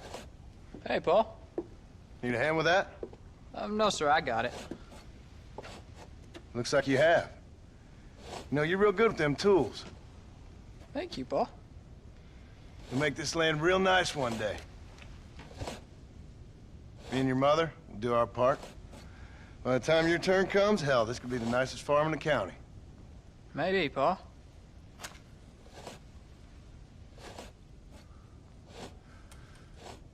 Just gotta learn to shoot straight or you'll get yourself eaten by some animal. Very funny, Paul. Thank you, son.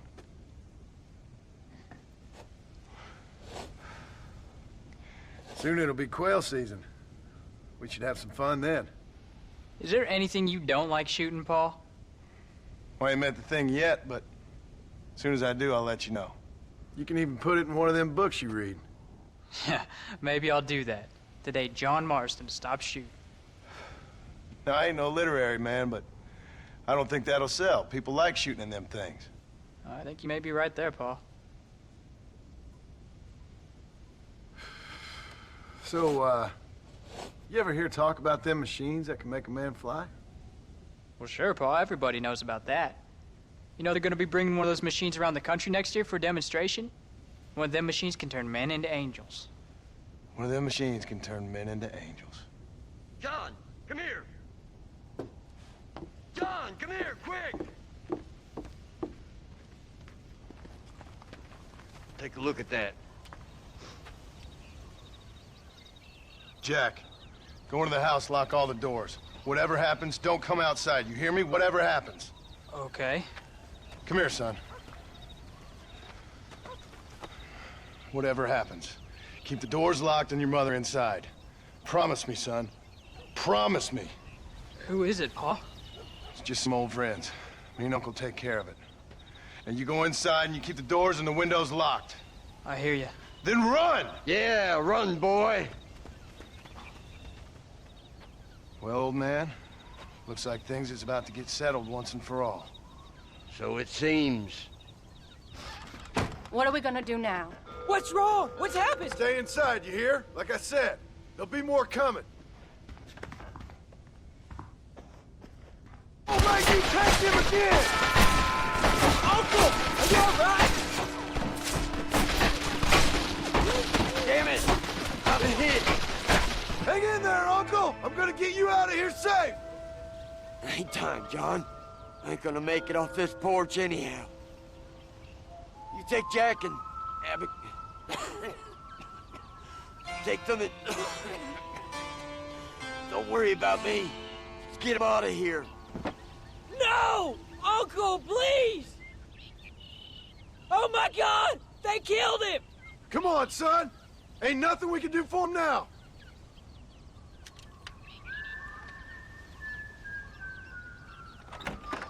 We're leaving the farm. I'll watch from the silo. You two go to the barn, get the horses ready. John! I'll meet you there.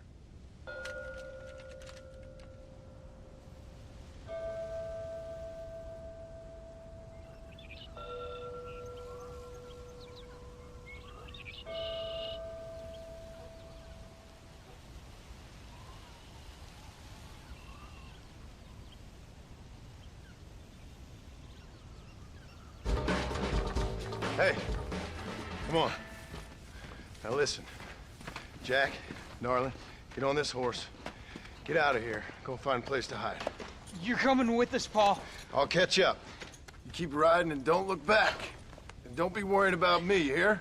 Now get going. You stay out of trouble, John. Ain't no trouble, Abigail. Ain't no trouble. I love you. I love you. Now go! Get!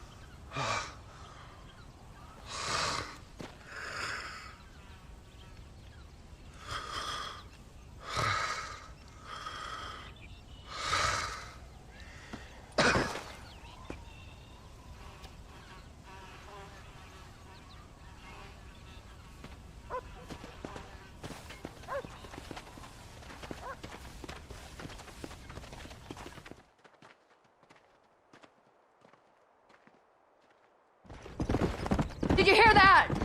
Jack, we have to go back for Pa. Let's go!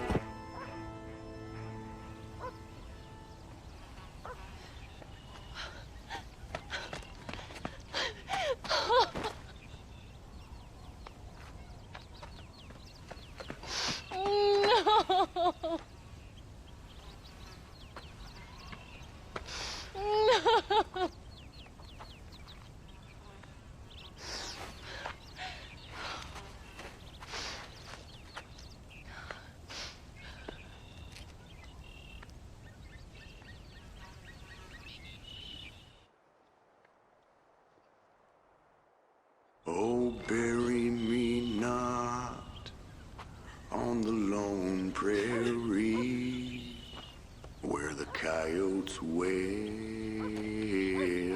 and the wind blows free. And when I die, don't bury me 'neath the western sky on the lone prairie.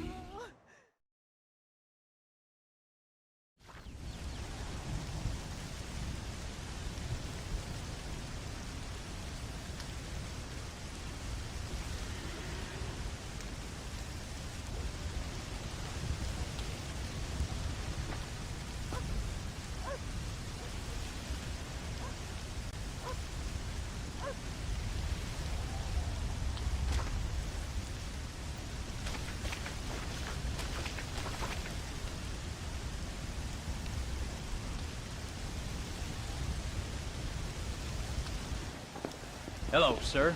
You work with the government? You one of them agents? Sure, son. Why you ask? Did you work with a man named Edgar Ross? I have something for him. Edgar Ross? No, but well knew of him. A fine man if you wanted results. Won himself a chest full of medals. I think he went and retired about a year ago. Last I heard, him and his wife moved out to a cabin on Lake Don Julio. Lucky guy. Getting to take it easy. He's fighting crime in this dump, that's for sure.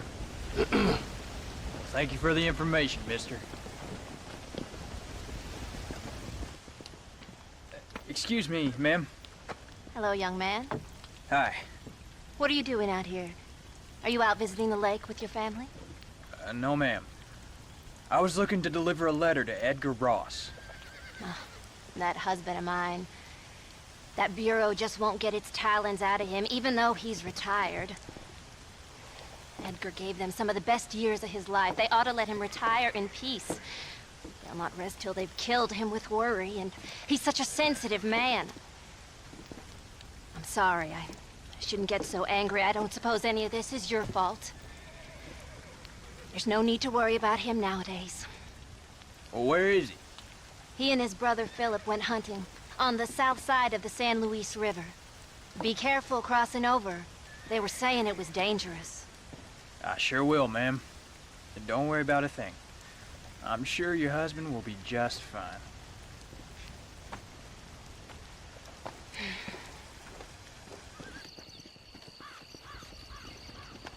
Hey there, mister.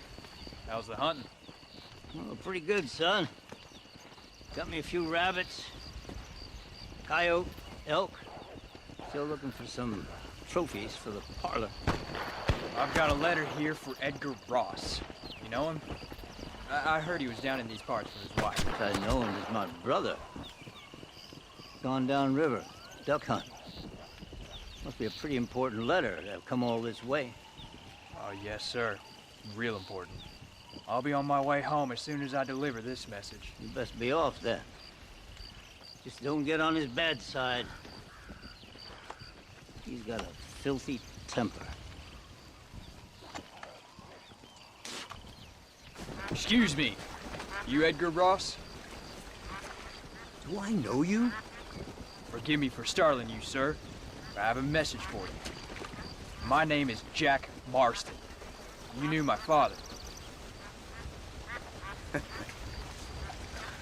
I see. I remember your father. I've come for you, Ross. And you, boy, have sure as shit found me. You killed my father. Your father killed himself with the life he lived. You killed him. I saw you. You keep saying that. You sent him to do your dirty work. Then you shot him like a dog. And I'll shoot you like one too, you little piece of trash. Now get out of here before I kill you as well. I ain't going nowhere, old man.